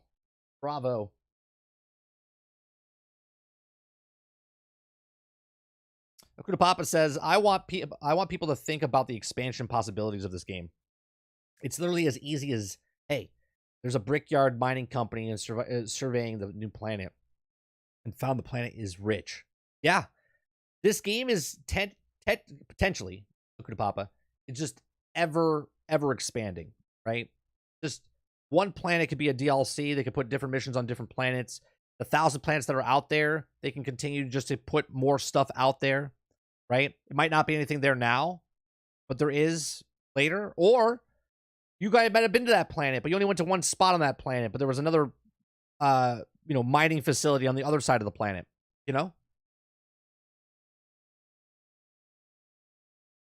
Green says there are far more spoilers out there from other people than that guy. Lots of info if people go looking. Sure, but that's not what they got him for, right? They got him for stealing and selling the games before launch date. Now, there's also GameStop employees handing out, or I shouldn't say GameStop. There's mom and pop stores out there giving their copies away to people already before launch day as well. They should also be, but it's super hard to find people do this. You know what I mean? I personally think if you sign an NDA, right, and you're spoiling a bunch of stuff, you should no longer ever get anything from the companies again, and they should be able to ban you. But the people that just get their copies early because of mom and pop store or their employee and they take it themselves and whatnot, there's no way to stop them because they didn't sign an NDA. So they could put it out there. Now they could be fined and sued because they did what they did, because the game was supposed to launch on a certain date. If this person has it, they can definitely get in a lot of trouble. Apparently, he worked in a warehouse where they had copies, maybe a postal distribution center or something, probably like Amazon or something, right? Apparently, he worked at Target distribution center. There you go. So not only is he now going to lose his job because he stole from his employer, he can get massively sued by Bethesda, Microsoft as well, right? So pretty stupid. Pretty stupid. Imagine robbing a bank and the next day having a brand new Lambo in the middle of your regular neighborhood house. Right. Not only that, but then videotaping yourself saying you got a brand new Lamb. You know what I'm saying?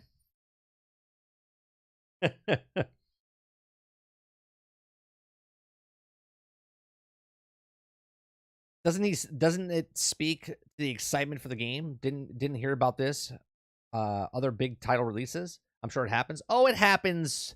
I think there was stuff happening for like Cyberpunk and Grand Theft Auto always happens, or Red Dead Redemption. This is that type of game though, right? This is that type of game. Like what's happening with Starfield right now, I said last week, it's like the calm before the storm, right? I live in Florida. We get hurricanes all the time. And leading up, like there's a hurricane off the coast right now that's supposed to hit us on like Tuesday night or Wednesday. No one's really freaking out, right? Hold on, my wife is yelling at me rudely from the other room. Give me 1 second.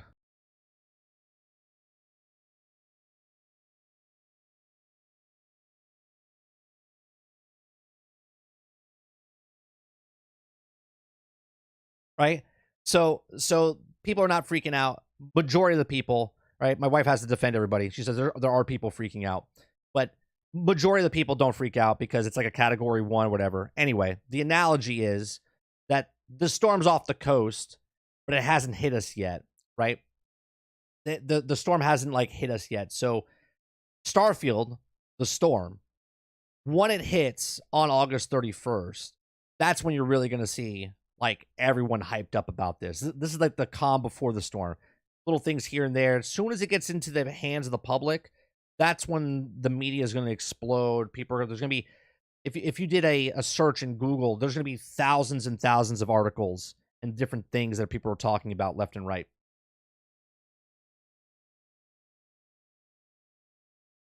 No one has ever said criminals were smart. No, criminals are dumb. Criminals are dumb. He robbed Bethesda, his employers and purchasers, and also he recorded it all. The prosecutor doesn't get a slam dunk with his maximum sentence. The prosecutor will need to find a new lie. I can see him getting off, but I think he should get full stuff because you're stealing, like you said, you're stealing from your employer. Then you're posting stuff. Yeah, he didn't sign an NDA, but he's still broke street date. You know what I mean?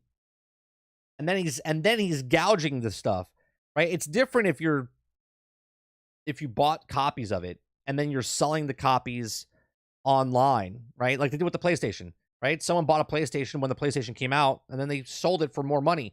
He's literally selling the game before it even comes out. Physical copies. Well, where'd you get them? Like, how stupid can you be? This is another reason. There's another reason these companies want to go digital, right? Less theft. They should make him play Redfall. That should be his punishment. He's got to play. It's like Big T the other day said, what would you rather play on a deserted island? Forsaken, Redfall, or Gollum? That's what they should do. They should put him on a deserted island and make him play Redfall. That's his sentence.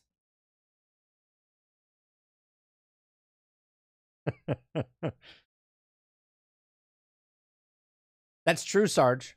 Smart criminals you don't hear from because they're successful at what they do. You only hear about the guys that are failures. You got to be upper echelon of stuff like Bonnie and Clyde, where you're so successful now you're a household name. Water says, now here's my question. Will this game require you to connect to the server first, even though it's a single player? I don't know. I don't know. Let's see. I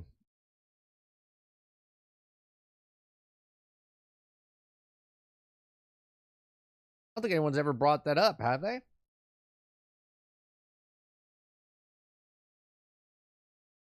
It says no, it's actually only in the recommended part of the system requirements. Is Starfield going to be an always online game?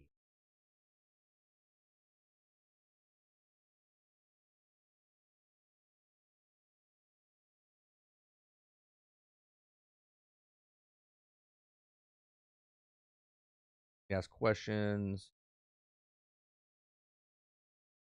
Officially, Starfield is a single-player game and has no multiplayer or online component. Starfield is a single-player. No, that's not saying it.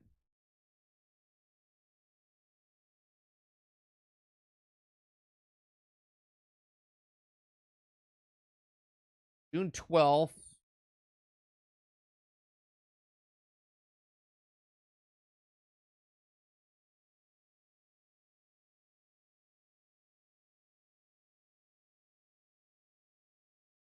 This.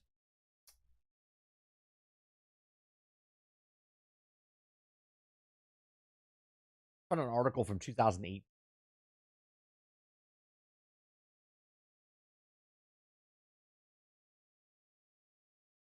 Production is also playable in update of Howard offered an Elder Scrolls element in the game. Hold on, this is an interview. I don't know what we're gonna get from this. This is not about online, like if you need online, but this is about him talking about yesterday was a very multiplayer big day, and one of the major reasons was because from of 2018. Bethesda's press conference. And we're going to start things off with a man who dropped the mic, picked it up, and dropped it a couple more times. But you just kind of decided to up the ante with like a lot more, one more things. Was that always the plan, to just kind of say like, here's everything we're doing? I don't know that it was always the plan. We kind of got there. We're doing so many things. Yeah. And traditionally we would say, let's focus on this. But our fans kind of, you know, they find a lot of things we're doing and they want to know. And so we just talked about it like, let's just be upfront and say, here's what we're doing, because we're excited about it. Yeah. And we think, you know, all of our fans are as well. So it was, let's just get it all out there and let everybody know what we're doing. Yeah, well, because I remember it was a couple years ago on this show where you sort of talked about, you know, your longer term philosophy for the studio, and that, you know, you were going to do the Elder Scrolls 6 after this other That's true, Rose. game We that do was know sort of in between. we do know that you're gonna need online for updates, so it does need to be online to get updates, but does it need to be online to play? So I guess we now know what that mystery game is. Yes, it's Starfield, Okay. Which is incredibly exciting for us. We've been working on it for a long time. Yeah. And, you know, it's one of those things where even though we're announcing it, there'll be a time, obviously, where we really show it off and dig deep, and that'll be closer to its release. Right, because that's the thing, is you announced them, but he said it really was just a logo resolve, and there's not a lot. You said it was, I think it was a next generation single. I just noticed that Jeff Keighley's shoe, underneath his shoe, is the PlayStation logos, like the triangle, circle. Single player experience is what you're saying about it, Yes, right? yes. Does that mean it's single player only? It won't have online? Like you're focusing that on just a single player experience? Its focus is single player. Whether it has some social connection, you know, I don't know. I don't want to guess right now. Okay. But that's our focus for that game. It's not one of these share world games we get to follow, but it's very much like your next big epic single player. Exactly. Yes. Yeah. Amazing. So I mean, tell me, for you, and sort of, you know, you look at your time, how you're sort of, you know, you've got 3 studios now in BGS. I mean, where are you focusing your time right now? I tend to look. First of all, we have a great team, and I've worked with a lot of these people.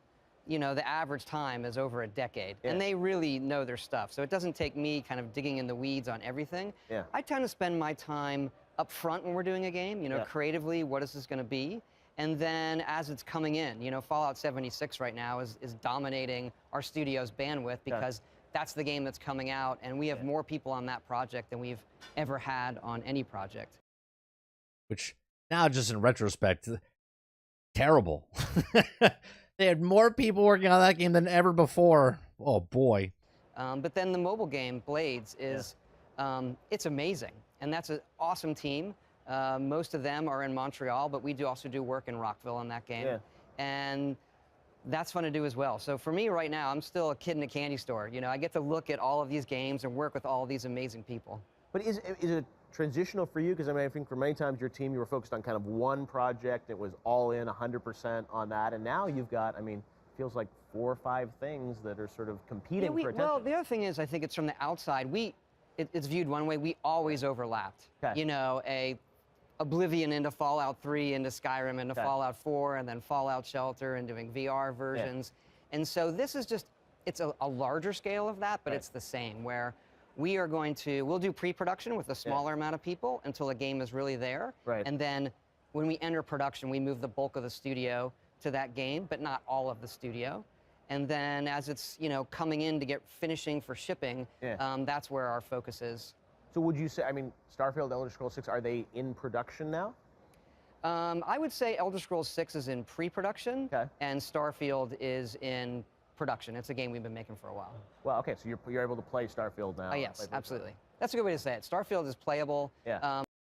Starfield was playable in 2018. Elder Scrolls 6, not in that way. They probably worked on this game for about 8 years, I think. Now, when you were on the show a couple of years ago, Elder Scrolls 6, you said that, I think something along the lines, someone reminded me on Twitter last night, that the technology wasn't there yet for the game you wanted to build when you said this thing was 2 years ago on the show. Yes. Is the technology there now? It's getting closer. Okay. What is your vision? I'm sure you don't want to say a lot about it, but I mean, what's the type of technology that you were looking to bring to life to be able to make? I don't want to spoil anything yet. I think the teasers that we put out they're kind of A, announcing the game, and B, ones of tone. Yep. You know, how does the game feel? You know, hints at where it's set for both of them, both Starfield and Elder Scrolls 6. Okay, well, Starfield, we know. Space, I guess, seems like some kind of It is space, something. I mean, Elder Scrolls 6, I'm sure the fans have been tearing apart. Even That's it, because then he goes into other games.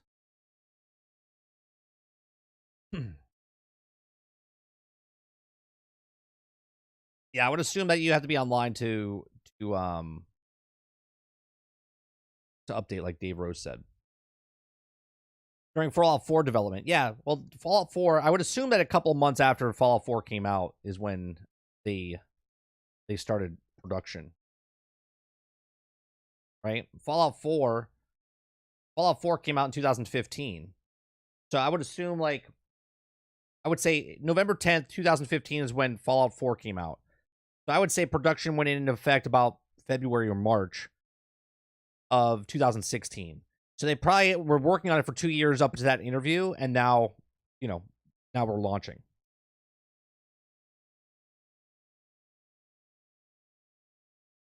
Imagine Elder Scrolls 6 starting at full force. Probably not yet. I would say potentially Titan, because this game was supposed to come out in November last year. So they might have got it off the ground now. I would say probably maybe February this year. So it could be in production. But usually they don't start until like 3 or 4 months after the game comes out.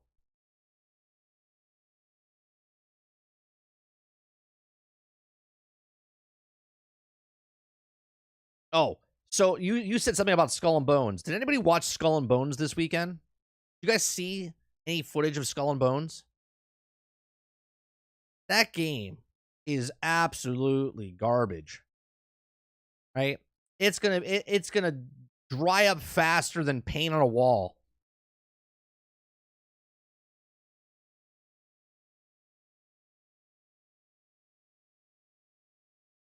All I saw was it's not a realistic 30. Why watch shit? Because I have to talk about it, right? So I watched about 20 minutes of it. Okay. I watched about 20 minutes of it, and I got all I needed to see. So ships turn on a dime. Okay, so it's not a realistic pirates game type of thing. Like in Sea of Thieves, you gotta like drop anchor to turn sharp. In this game, you just move your mouse and it turns sharp and whatnot.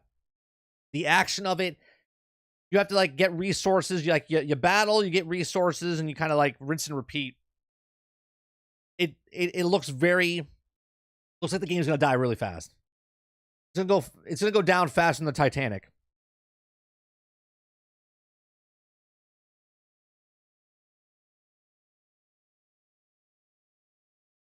It looked horrible. At least to me. You guys might love it or whatnot, but I'm staying away from that game 1000%. 1000%.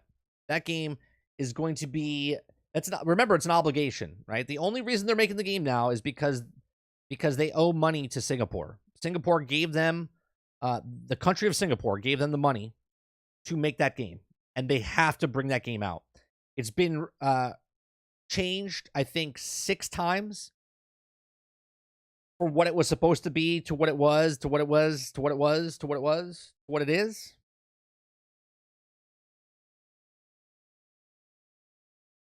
Good thing they took that loan out from the Indonesian. No, it was Singapore. It was Singapore. Well, Akuda, you know I've been talking about it. I was like, yeah, don't go near that thing. Don't go near that game.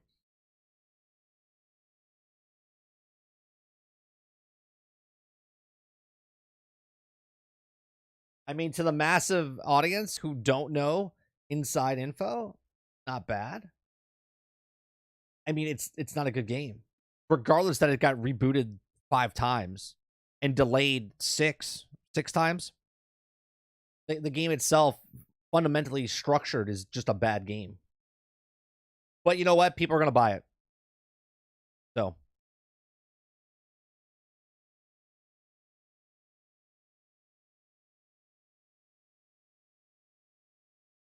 That's right. That's right, Dolphin.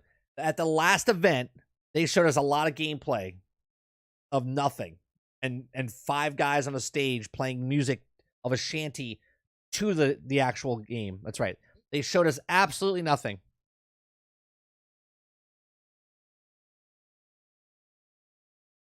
It got rebooted, I think, 3 times. I think it got rebooted 3 times, if not 4, and it got delayed 6 times. But I'm sure it'll be fine. I'm sure we will not have any issues with Skull and Bones. I'm sure. And those of you that are brand new and you don't know I'm being sarcastic, I'm being sarcastic. So nice, the eye doctor, and they don't offer anymore. What was that, Dustin? So nice going to the eye doctor and they don't do the puffer. What's the puffer? What's the puffer?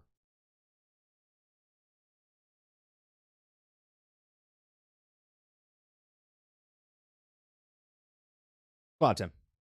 I mean, you never know. Look at Dead Island 2. Odds are it's trash, but hey, I like to be optimist. Hey, you're right. You're right, Tim. It could be a great game. I'll let you test it out and you let me know how it is. You let me know how it is. I'm good.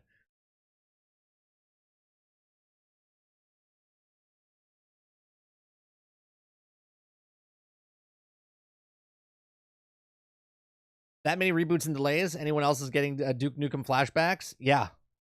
It's bad. It was supposed to be, okay. It was supposed to be, when they first showed it, it was a ship versus ship battle. That was it. It was you controlled 5 ships versus other people's 5 ships against like 4 people or 5 people, something like that. Then they switched it to where you could walk around your ship and you could walk around the island, but not all islands. Then they shifted it from that to something else. And then when I saw this weekend, I was like, what is that? Like, they completely changed it. Yeah, it's nothing like it was what they originally said it was, right? Remember the people that were like, oh, Skull and Bones is going to blow Sea of Thieves out of the water. It's like, right? Sea of Thieves has been out for 4 years now, 5 years. Where's Skull and Bones? They're supposed to come out the same year. The same year as Sea of Thieves.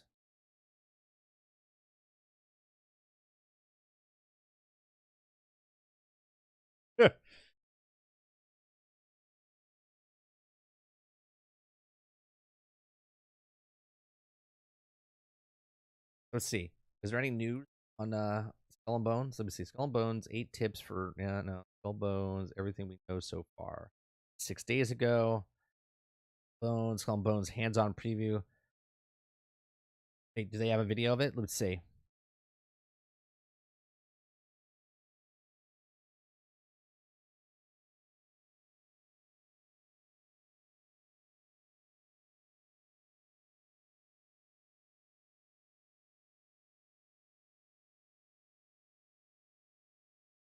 They laid out the new management. Okay, Skull and Bones walkthrough game part 1 intro story campaign. I played 4 hours of Skull and Bones early. They talk about it. JV. Ubisoft invited me to play their closed beta test of Skull and Bones, and so I got to play 4 hours, and I'm going to share pretty much everything I think about it with you guys here. This has always been a game on my radar because coming off of... Here, this is what I'm going to do, right? Because I don't want to be like, oh, 30 is just shitting on the game. I'm going to let you listen to this guy. I've never watched JV's video, so we're going to watch this video. Right, I'll put JV in the description down below. So after the video launches, people that watch this, you guys go over there and give him a like or whatnot. Right, so he got to play it. So we're gonna watch this, and then we're gonna make our decision on it. Right, we'll make with the info that we get from him. Let's make a decision. Assassin's Creed Black Flag, which is already 10 years old, by the way. I wanted a dedicated pirate game outside of Assassin's Creed, and that's what Skull and Bones is supposed to be. So before we jump in, the closed beta is going on right now, so click the link below to learn how you can play it yourself. And also, thanks to Ubisoft for sponsoring this video and letting me play this early.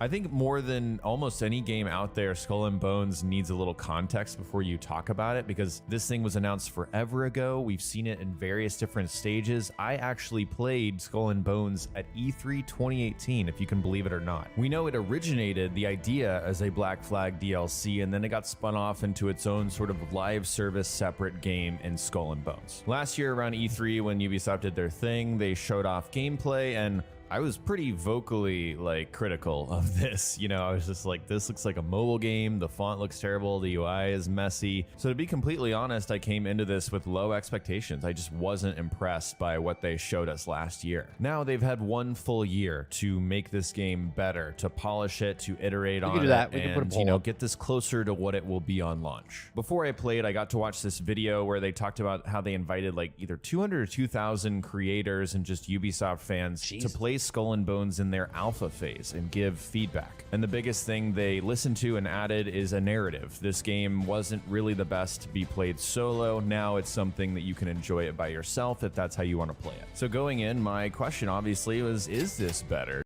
Oh yeah, by the way, this was supposed to be a multiplayer game. Like, you're always battling, right?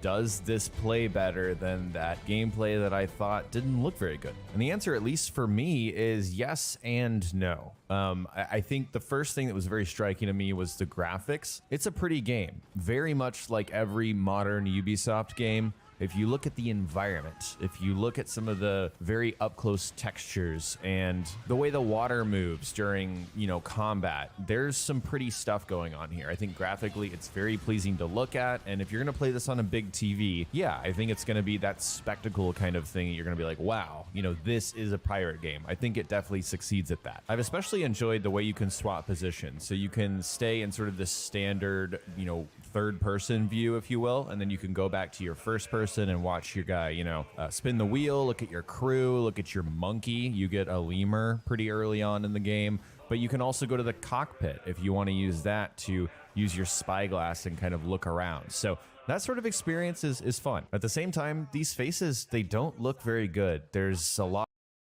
Okay. I know he says the faces don't look very good. People They look pretty good to me. I don't want to defend it, but the graphics look good.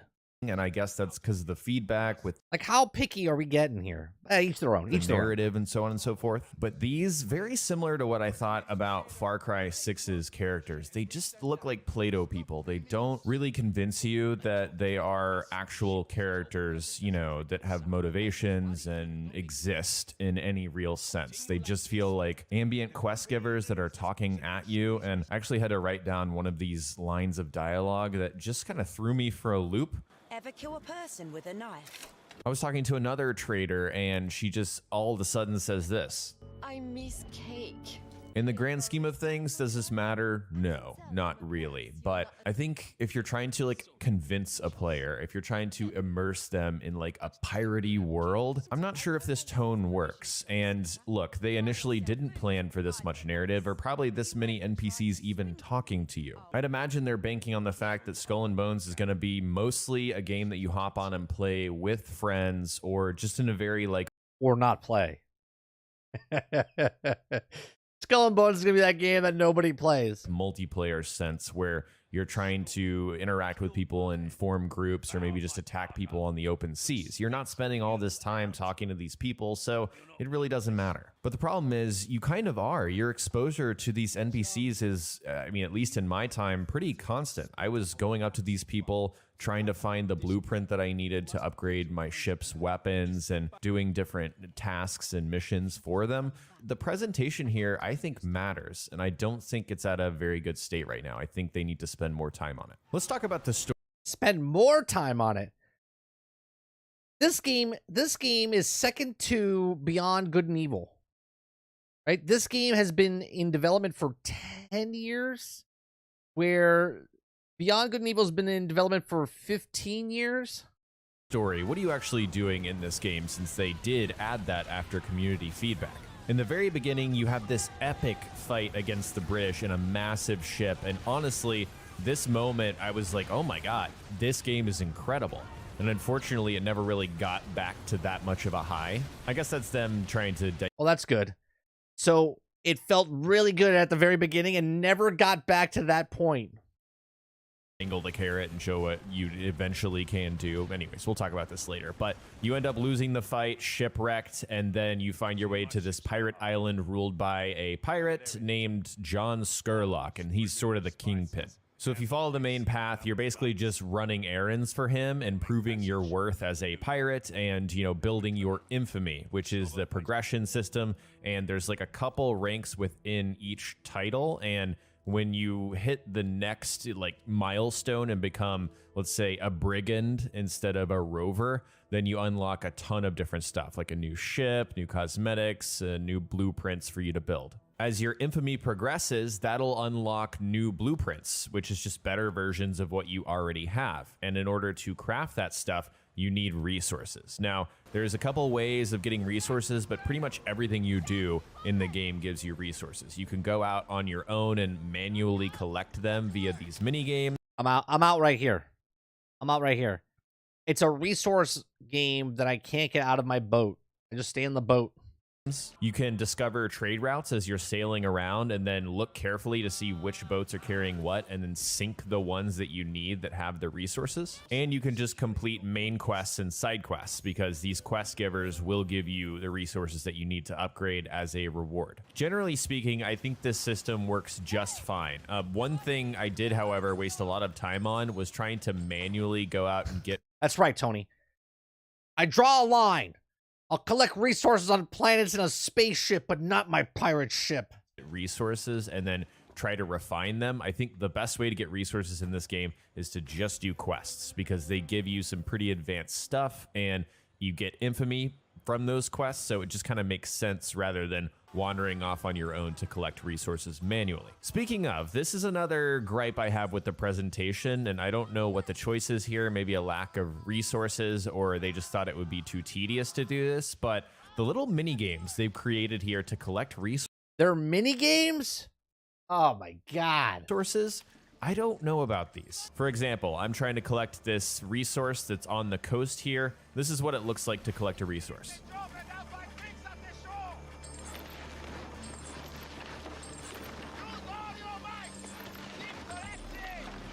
That is 100% to keep you in the game here longer, to interact with the game. Why can't I just press a button and collect resources? Why do I have to play a game where I have to hit it in the green to get more resources than if I hit it in the yellow?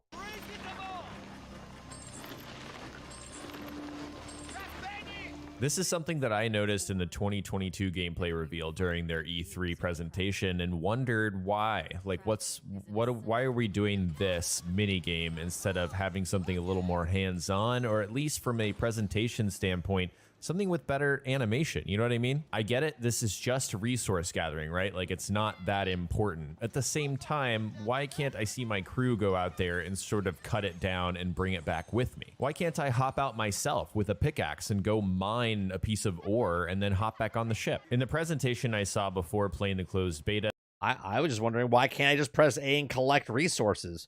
Why do I have to do a mini game? They actually mentioned immersion and pointed to the UI and said you can hide a lot of the UI elements for immersion, but just be wary, you need a lot of them in order to actually play the game, which I tried myself. itself and What are the settings you can shut them off, but you need them on to play the game. found that to be true. But there's really nothing more immersion breaking than this, you know what I mean, than this kind of resource gathering. So I don't know, man. I just think from a presentation standpoint, there needs to be better animations in this game to actually keep me in the experience. This brings me to one of the first things I wrote down on my notes while playing, which is you can't transition from your boat to the shoreline. You get this tiny little animation, it cuts to black, and then your character walks into frame. That right there feels like there should just be an animation there. Like, it feels a little stilted, the fact that they don't have that. Same thing goes when you decide to board a ship in combat. Here you go. Here's the boarding the ship, Jason. When you bring their health down, you have the option similar to Black Flag where you get more resources if you have your crew board the ship. But it's just your crew Well, best way to play it, Water, is not to play it. boarding the ship, because when you initiate that, you watch an animation and then you get the rewards and that's it. Like, you don't manually get to swing over like you could in Black Flag, you know, shoot some guys with your pirate pistols and your cutlass and slash them down. And, you know, shoot some TNT barrels, all that cool stuff you could do in Black Flag. It doesn't exist in this game. I mean, at least it would be cool, since this game already has mini games, to have a mini game of your crew like throwing spears over that have ropes on them, or, you know, those hook guns that were in Black Flag, like shoot those over in order to attach your ship.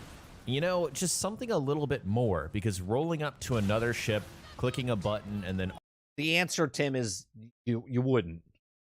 You wouldn't.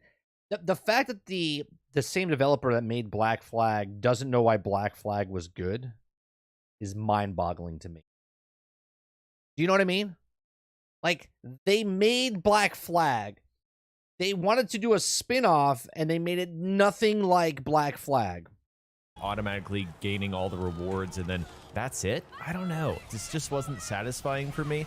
And I watched this same animation, because it's the same every time, about 30 times. So, of course, towards the end of my time with the beta, I started skipping it. So I just think there could be something much better here.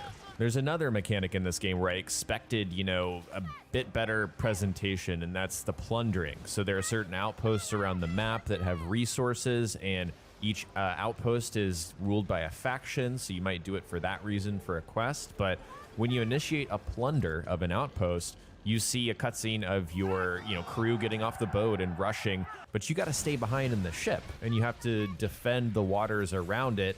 And once you defend the waters, you get the rewards at the end, right? And then you get to see your crew come back with all of their rewards from this outpost. But again, you were stuck on the ship. So I think there's definitely a conversation and a concession to be had saying, look, this is a ship-focused pirate game. There's not really... Yeah, this would be the highest pirate game of the year. Maybe. anything wrong with that. And if I'm a pirate in space, does that count a coup de papa? Because that would be better than this, right? that's what you go in expecting, then I think you're going to like this. But if you had the wrong expectations, which would be that you're going to be able to do some of this stuff yourself, and that's going to make you feel like a pirate, maybe like Black Flag did, then I think it's a bit disappointing to see that that's not in this game. And hey, I'll be the first to admit, I don't think that's a fair expectation to look at Skull and Bones and say, why is this not like Black Flag? Because they're just different games. Bro, come on. I think it is a fair expectation, right? And here's why I think it's a fair expectation. They made Black Flag. They even said themselves they wanted to make a standalone Black Flag, right? Making it nothing like Black Flag and then having, like, me having the expectation that it's not Black Flag, it's not on me. It's literally on them. Ever since it became its own thing, that's, I think, a different expectation. We've been a little negative for a while, constructively, I hope, but let's go to some positive feedback, which to me is the ship combat itself, I think is really fun and engaging. If you thought Black Flag was fun in terms of just getting into fights and seeing if you can survive, minus the whole crew boarding thing that I talked about before, like literally just using your weapons on your ship, I think there's a lot of fun to be had with Skull and Bones, particularly with how many different types of weapons there are and how you can basically craft a ship loadout from a dock. Is there microtransactions? Is there? They're microtransactions. And move those weapons around. There's lots of different ship types with different archetypes. And during the moment to moment, I felt myself getting better by the very end. I'm showing you guys my very last fight here where I'm kind of switching between my weapons and using my ship in the way I'm sort of turning in order to get the most out of each weapon and shoot it as much as possible while they're reloading. The ships are not even hitting each other. Feeling of And they run navigating into the each other. ocean They're like and going sort through. of juggling several ships coming at you at the same time is fun, and I think it's a marked improvement over Black Flag itself. So if ship combat is like your jam, and that's really what you're looking forward to doing the most in Skull and Bones, I think it's a pretty safe bet here that you're going to enjoy that. Let's move over to what on-foot gameplay is like. Now, like I said, you can't hop out of your ship wherever and do the Black Flag thing, but you are on foot to talk to NPCs, to accept quests, and also there's some very, very, very light exploration on foot. Like there's a buff you can find where you like throw some powder on this thing and boom, you've got extra stamina regen for 30 minutes. I had one treasure chest cool. where I used a compass, which Get on a thing and throw stuff at it and get a thing. literally just pointed my like camera towards where the treasure is going to be, and I just had to keep doing that until I found it. I'm guessing the main purpose of this is to sort of be a vehicle for, you know, accepting quests, and also for you to see your cosmetics, because there is a store where you can spend in-game currency in order to buy various hats and jackets and all kinds of stuff like that. I assume this is also a major component of multiplayer and like finding people to do stuff with. If you don't have buddies that play this game, but you still want to play multiplayer, there's random real people walking around. I had them during the closed beta test. I assume other, you know, creators. But what I also spent my time doing on foot is going from vendor to vendor in order to take a resource and maybe refine it into a better resource, and then bring that to another vendor and have them craft something That'd be for pretty me. cool. There's a lot of that going on. A lot of menu management, I would say, or I need to find this blueprint in order to craft this thing to unlock this other thing. Now, a lot of games do this, so I'm not here to just slam Skull and Bones because it functions like this, but this to me was a little disappointing. I just wish there was less of this kind of gameplay. And I really think a lot of the running around from vendor to vendor and turning in my resources to craft something could have been solved by just having one single vendor, like a harbor master, and then I pull in with my ship, I very briefly talk to this guy, I buy the upgrades that I want, and then I'm back out on the waters where it's actually fun. You know what I mean? But again, I think this is a preference thing. Some of you will see this and play through it and think nothing of it. It might feel normal to you. It is a sticking point for me, and I just wish it was a little more streamlined. This also extends to the cargo systems. He says that you can play single player, though. He says you can play single player and you can play with multiplayer as well. So your ship has a certain like hull size, a certain amount of cargo that you can carry, which makes sense, right? And once you hit a certain point, you just need to go back and drop off your stuff. But there's a lot of resources in this game. And if you're doing quests and like being really efficient and getting a lot of things, then you just got a lot of stuff in your cargo, in your inventory, in your warehouse that you're constantly having to move around and sort through, and I don't know, it's just like a lot of clutter to me. It reminds me of how a Bethesda game can get, because there's so many different items out there that you suddenly hit this point where you're like, is this even fun, having to move items from one container to another to manage my resources? I don't know. Again, totally a personal preference thing. You might hear that, you might see that and think that's how every game is, and I get that for sure, but it's something that I noticed, and I wish there was just less of that going on in this game. Back to the positives. I think there's some really cool like faction-based interactions in this game. So around the first island, there's only, I think there's 3 factions. There's the Sea People and the Clan of Farah, and then there's also the Compagnie. And in the beginning, it's kind of like you and John Skurlock versus the Compagnie, and then eventually you need to, I think, choose. I think the best thing that this game has going for it right now is the graphics. The gameplay that I watched yesterday looked fun for about 5 minutes. a side. And then that's all you're doing. It would get really boring really fast. Between Sea People and Clan of Farah, or you can just attack them both and sort of like play everyone. It's fun to have this cause and effect where your actions sort of, they seem to have an effect on the world, and I think that was a good implementation, at least what I played in the beta. And then they also talked about the system by which you can manipulate the market, and I don't know how in-depth that will actually go, but essentially this is how it works from my gameplay. You can go to one vendor, and in their stock you'll see some green down arrows or some red up arrows, and that signals to you like, hey, this person is selling this for over its value or way under its value. Basically, it's buy low, sell high. Just look for the green arrows, buy the things that are green arrows, and sell the things that are green arrows. For example, in my gameplay, I found these rare ornate pistols. I bought them when they were super low, and then I sold them to someone on the very same island that wanted to buy them for way more than I paid to buy them. So I made a profit there.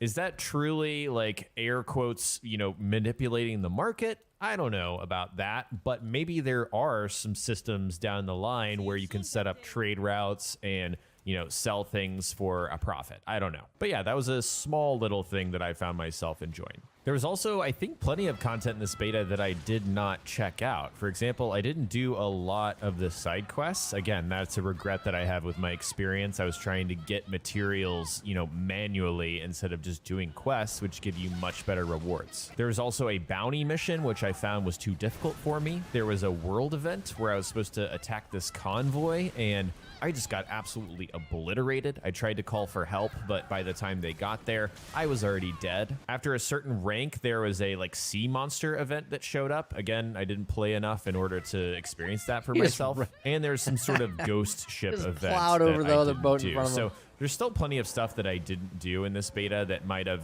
you know, colored in the fun. Definitely leans into more of the pirate lore and fantasy stuff. But yeah, to sort of bring my thoughts to a close, a mixed bag. I think there were things I liked, I genuinely really liked, and some things that I didn't like and really felt like, hey, this needs to be addressed, particularly the presentation stuff. But I hope this was helpful for you guys to get an in-depth look. Of course, you can play it yourself. The game is in closed beta right now, and you can visit the... All right. Look, again, we talked about this in the very beginning. I never want a game to, like, fail, okay? But certain companies try to take advantage over people, okay? This game has been in development for 10 years. It's renovated itself, renovated itself. I could speak. 4 times. Okay? It's been delayed 6 times. Okay? With all the changes they've made and all the things that they've done, unless this game's like $30, $40, I don't see it doing anything. This is a $70 game. Okay? Now, we don't know. There wasn't anything of said for a microtransactions.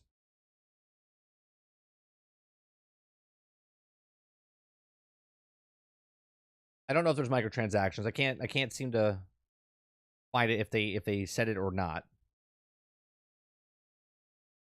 I don't want games to fail, but this one needs to fail. This is an obligation. They have an obligation with Singapore to get this game out. That's the only reason it's coming out. Okay. This game, nobody should buy this at full price.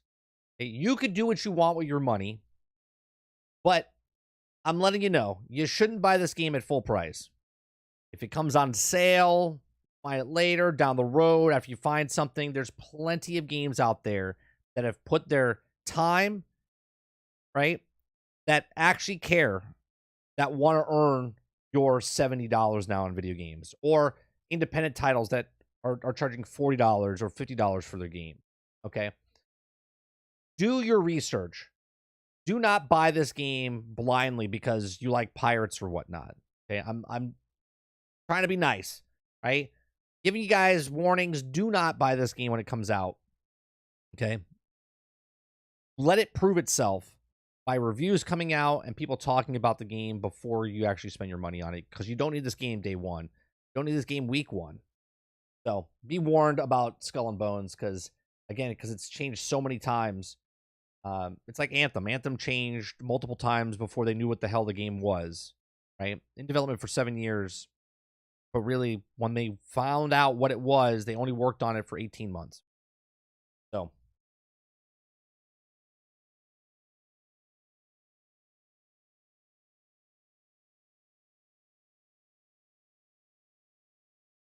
Most pirated game of the year.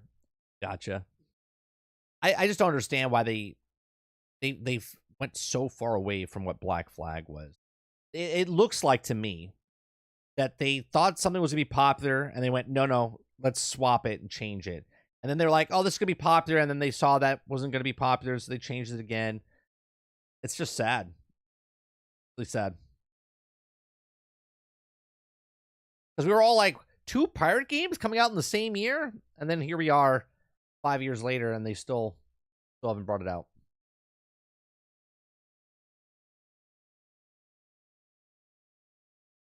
Here's one last article talking about the DLC that's supposed to come out for Starfield. Starfield is still a few weeks out, but the first DLC expansion, Shattered Space, has already been confirmed, and it may be in a tough spot already. Okay.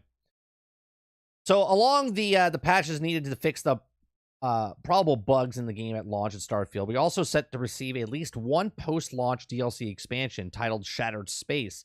This expansion will apparently add a new story to Starfield, along with a few new gameplay features like Bethesda hasn't detailed just yet. But while it's great to see that the Bethesda is clearly has faith in Starfield's longevity, its Shattered Space DLC might already be a bit of a tough spot, with the games having more than enough content to begin with.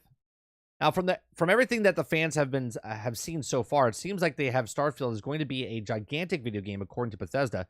Starfield's main campaign is at least 30 to 40 hours long, and not including any of the game's side quests. And permanently, a ton of Starfield will also be apparently have around 1,000 planets to explore. And while other 10% of those planets are populated, it also still have 100 planets that players will be able to explore freely and interact with meaningfully.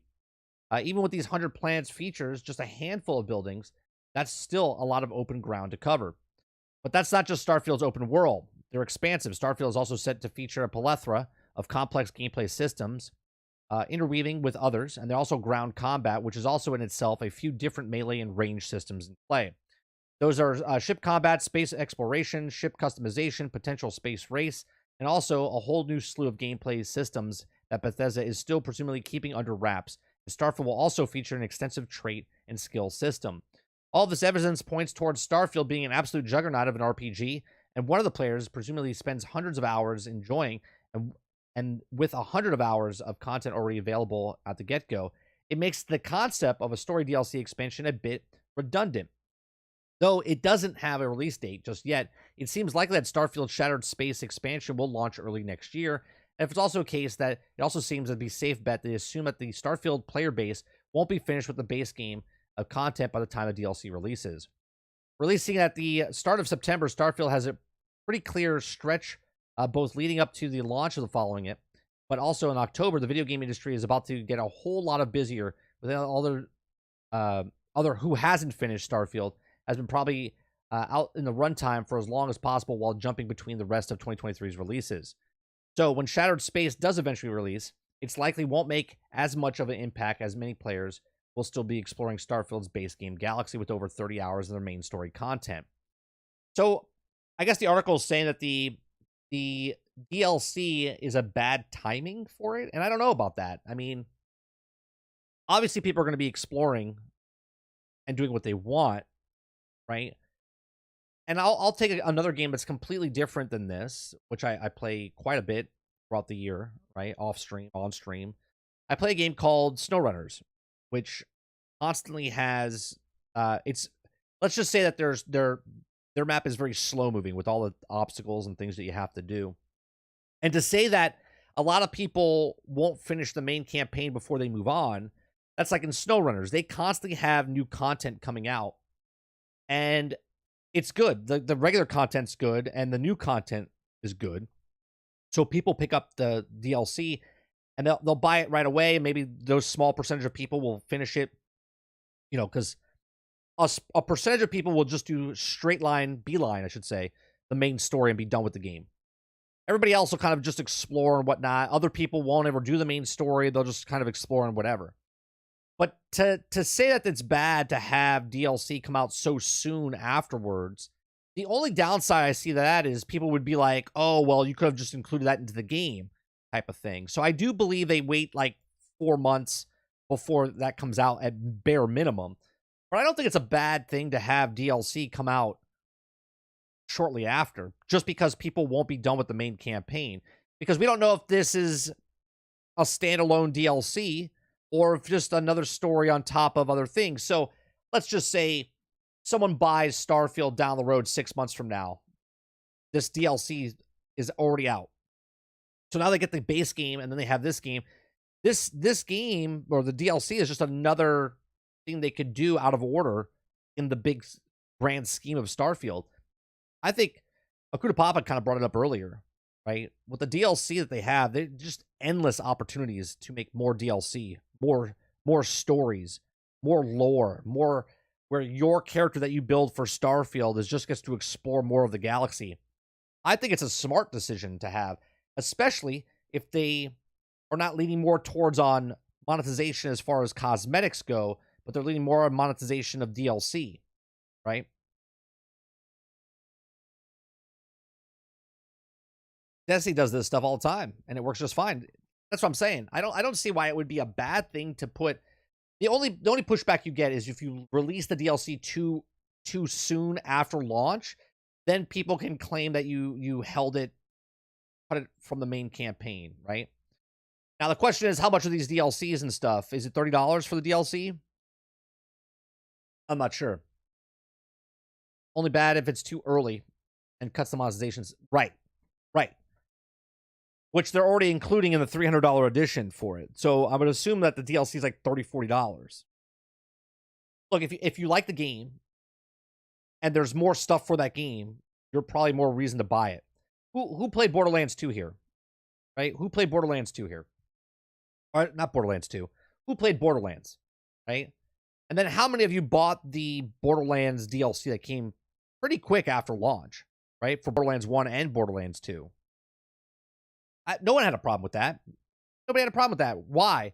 Because you were enjoying the game so much that you were head over shoulders. You were like, oh my god, I'm so excited for more DLC, right?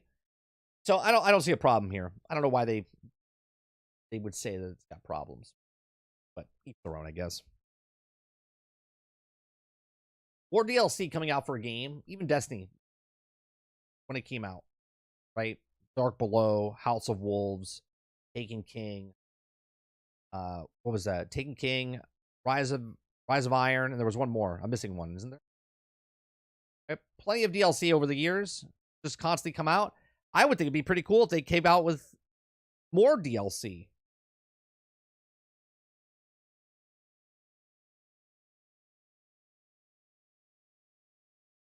It's probably mostly PlayStation fans. Well, I don't think it's that. I just think people in general, right? Even when Destiny came out, that was on all systems, and people complained that the House of Wolves was cut content from the main game because they put it out too soon, right? It came out September, and that one came out in December. It was like December 3rd, like 3 months after. I think it was like December 3rd, I think is when it came out.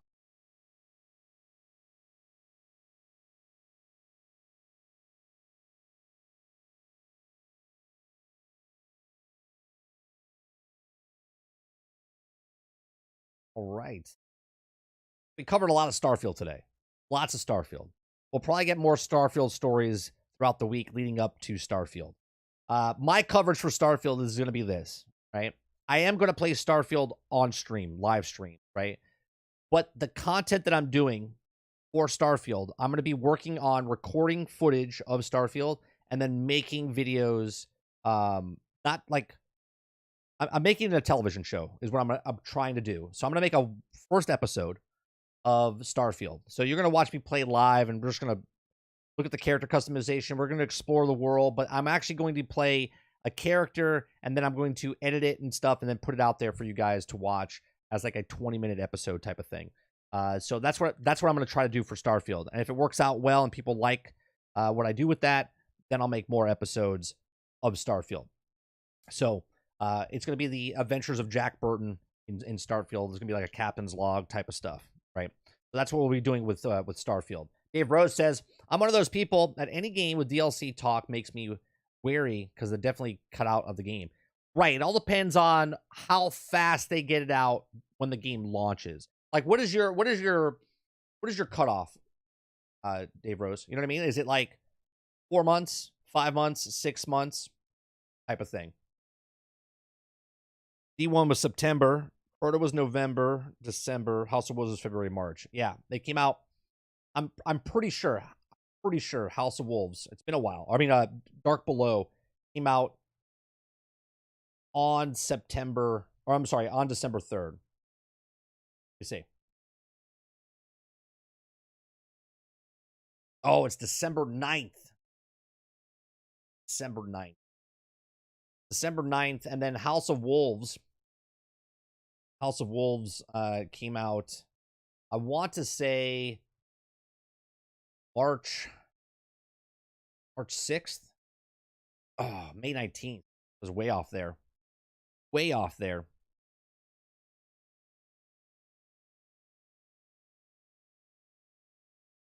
The future of Starfield, one like runs, all vote, next character name and personality and skills. Any future Starfield ones like runs. My content's not really like that, Tony. Like we play games at night, Monday through Wednesday, 8 p.m. Eastern. We play different games. You know what? I don't want to say no. I'm not going to do that. If the community rallies around stuff like that, then I'll do it, right? If we don't do stuff like that, then there's no point, right? So that's the way I'll look at it. I don't want to say I'm not going to do it like that, to do different runs and different play styles. It's just that we don't play enough games on stream to continuously do that, because it would take me so long. It would take me so long to go through for instance, even if we play the main story, 30, 40 hours. Let's just say it's 30 hours, right? I stream for only 2 to 3 hours a night when I play a game. So that would only be 9 hours, right? That would be at 9 hours for the week. So it would take me a good 3 weeks, 4 weeks of just playing Starfield every night with you guys. And that could tank, you know what I mean? Where it's not very good watching someone do a full playthrough. Hence why I said I want to record it, edit it, and then post it as a Starfield like show type of thing.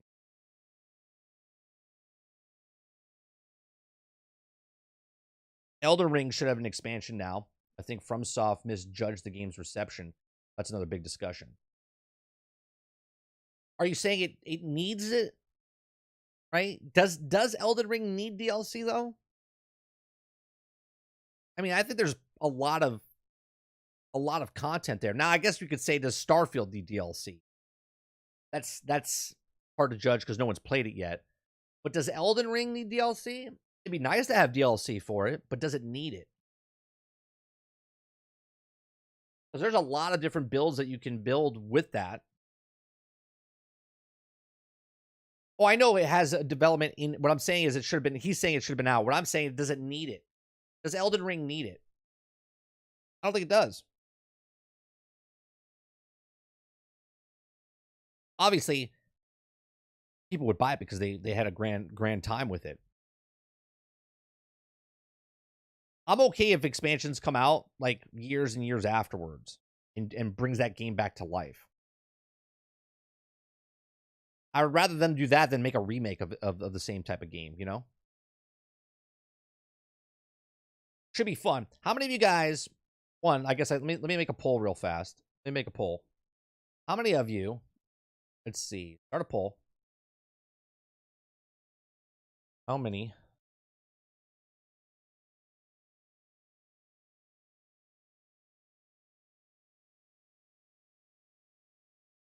How many of you, I should say, not how many.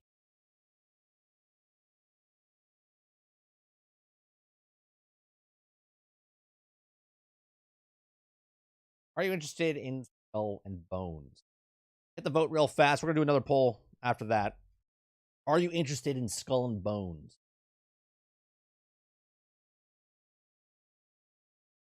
We had more people today than we've ever had come to our live stream here over on YouTube, so I appreciate that. We hit like 76, I think was the max. Thank you very much. Gotta be that Starfield. People want to know about Starfield.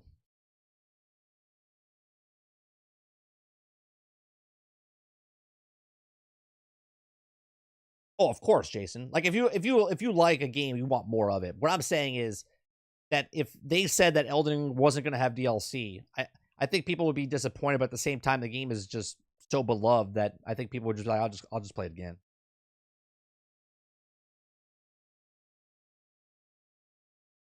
Well, that's a good conversation though, Abu. Like, does it need DLC or does it need a sequel? You know what I mean? Do you want it to continue or do you want a sequel?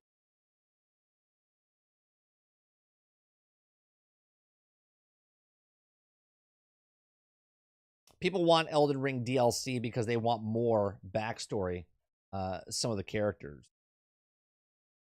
Well, that's one of the downsides of Elden Ring, though. They didn't have very good storytelling, right?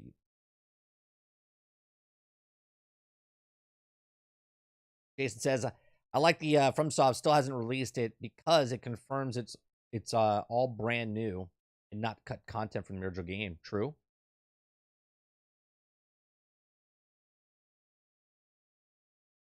Alina says, interested, yes.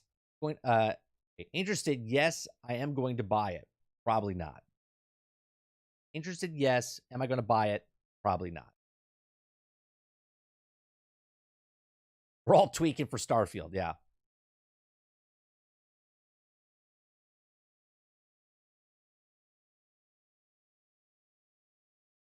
I'm very curious to see how Starfield performs on PC.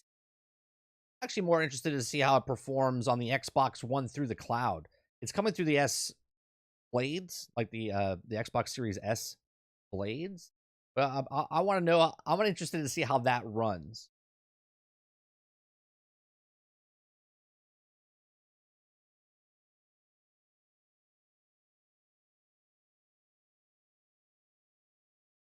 Those of you listening to my voice, could vote on. Are you interested in Skull and Bones? Quite a few of you here. Vote real fast. Go a couple more minutes, and then I'll ask another question. Armored Core 6 is my personal game of the year. What are your thoughts on the game? I have no thoughts on the game. I have yet to look at it or see it or anything of the sort. I was going to watch some videos today of Armored Core 6. I have no interest in Armored Core 6 because I've never played another Armored Core. That's not the reason. I know people are like, well, you don't have to play the other Armored Cores to play Armored Core 6. It's really because I have no interest in it because of Starfield's coming out. Like, if I picked it up today and played Armored Core 6, I wouldn't have the time to really justify me buying it for full price and then playing it before Starfield came out. You know what I mean?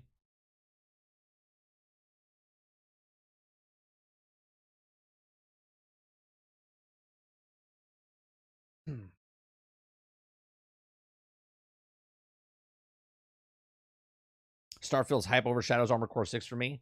Same Titan. Now, I'm a big Transformers guy, and I like mechs and stuff, but I'm just not... I've never really played a FromSoft game. The first FromSoft game that I played was Elden Ring, which I loved. But at the same time, like, do I need an Armored Core 6 right before Starfield comes out? I could pick up Armored Core 6 down the road. One on sale, and two when something more of a lull happens in.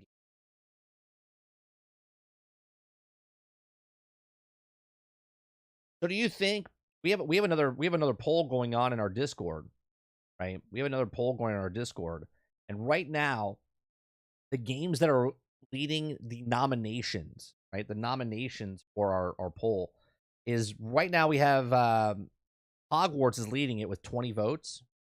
In second place, we have Legends of Zelda Kingdoms with 18 votes. Then we have Starfield at 16 votes. So that's 3. At 15 votes, we have Spider-Man 2. At 14 votes, we have Baldur's Gate 3. And we have Final Fantasy with 11 votes. So Armored Core 6 right now sits at 7 votes. So they're quite a bit away from even making the top 6. That's cool that you think it's your game of the year. My game of the year that I would like to see out of these 6 that we have, I think it goes to Baldur's Gate 3 as of right now.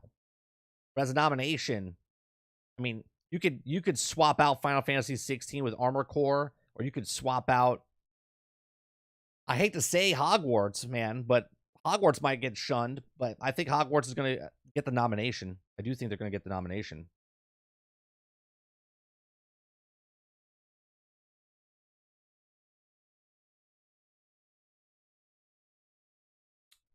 When it's FromSoft, you know it's going to pull people.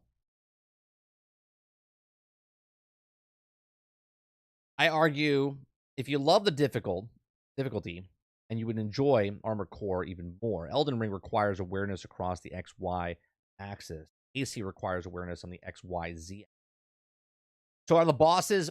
So in Armored Core 6, is there, just like any other FromSoft game, there is no difficulty level?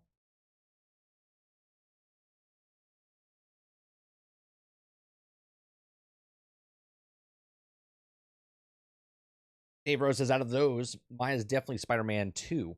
By far, the game is the most exciting and already spent over $400 on it. Did you get the $400? Did you get the PlayStation edition of it? What's $400 of Spider-Man 2? Is there like a special edition?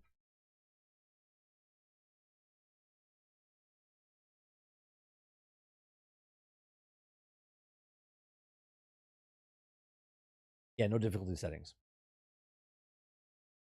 I'm calling shenanigans if Zelda wins Game of the Year. I mean, why? Because it's like 30 frames per second crowded?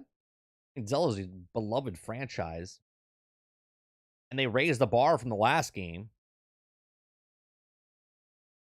I mean, I'm not a big fan of the new Zelda. Like, I played Breath of the Wild and I was kind of bored of it. I know that's might be a hot take. How about the collector's edition and Spidey controllers of the PlayStation 5 side panels? Nice. Okay.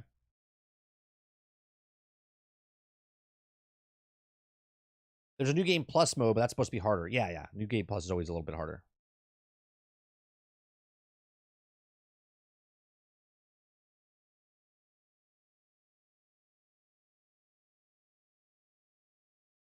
Titan says Zelda is more polished than is that supposed to be Baldur's Gate? Baldur's Gate?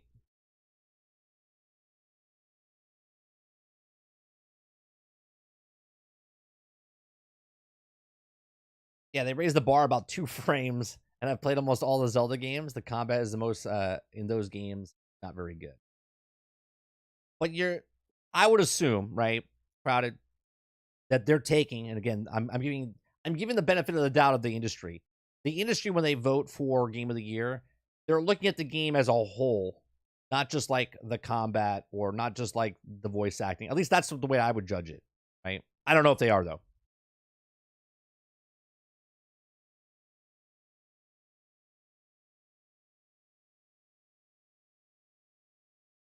I look at everything. Like, for instance, if the Video Game Awards comes out and one game wins like art direction and sound design and let's say they win like 5 or 6 categories and they don't win Game of the Year, that to me is a little bit more concerning. Especially if that game was nominated in those other categories and then it doesn't win Game of the Year. Where the other games weren't or were. Like, if you win art direction and game design and I don't know, like sound, acting, you get the best actor, best voice actress, whatever, and yet your game doesn't win Game of the Year, you're like, wait a minute, how did they get nominated for those, win all those, and then doesn't win Game of the Year?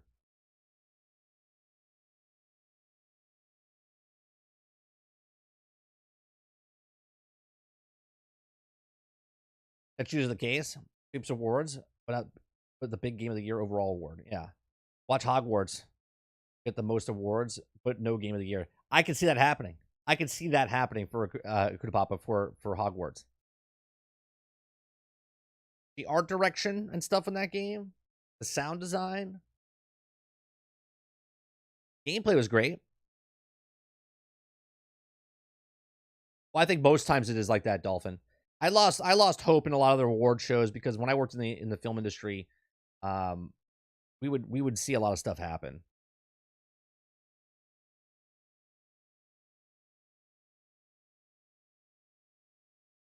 Yeah, Dave, that's what I'm saying. Like I hate when that happens. I hate when a game wins majority of the stuff and then loses game of the year. You're like, how is that possible?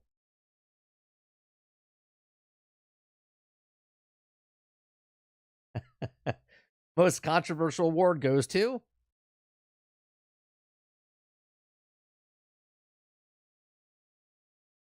all right. We're going to be back tonight, 8 p.m. Eastern, for some gameplay. I'm not sure what we're going to play tonight. We might play some Starship Troopers. Go check that out. They did an update a couple weeks ago that we never played, the Horde mode. Might play that tonight, or we might play some Battlefield 2042. Not sure. Check back tonight over on our YouTube channel right here, 30NSG, as we play video games Monday, Tuesday, Wednesday. We do a podcast on Thursday nights. We do this show every Monday, Tuesday, Wednesday, Thursday, and then I do a podcast with Lono on Fridays from 10 o'clock in the morning till noon Eastern. I do appreciate you all coming out and hanging out with us, being a part of the conversation in chat. We'll be back, like I said, tonight, 8 p.m. Eastern for some gameplay. I'll see you guys there, and I'll see you guys, and have a good rest of your day. Peace.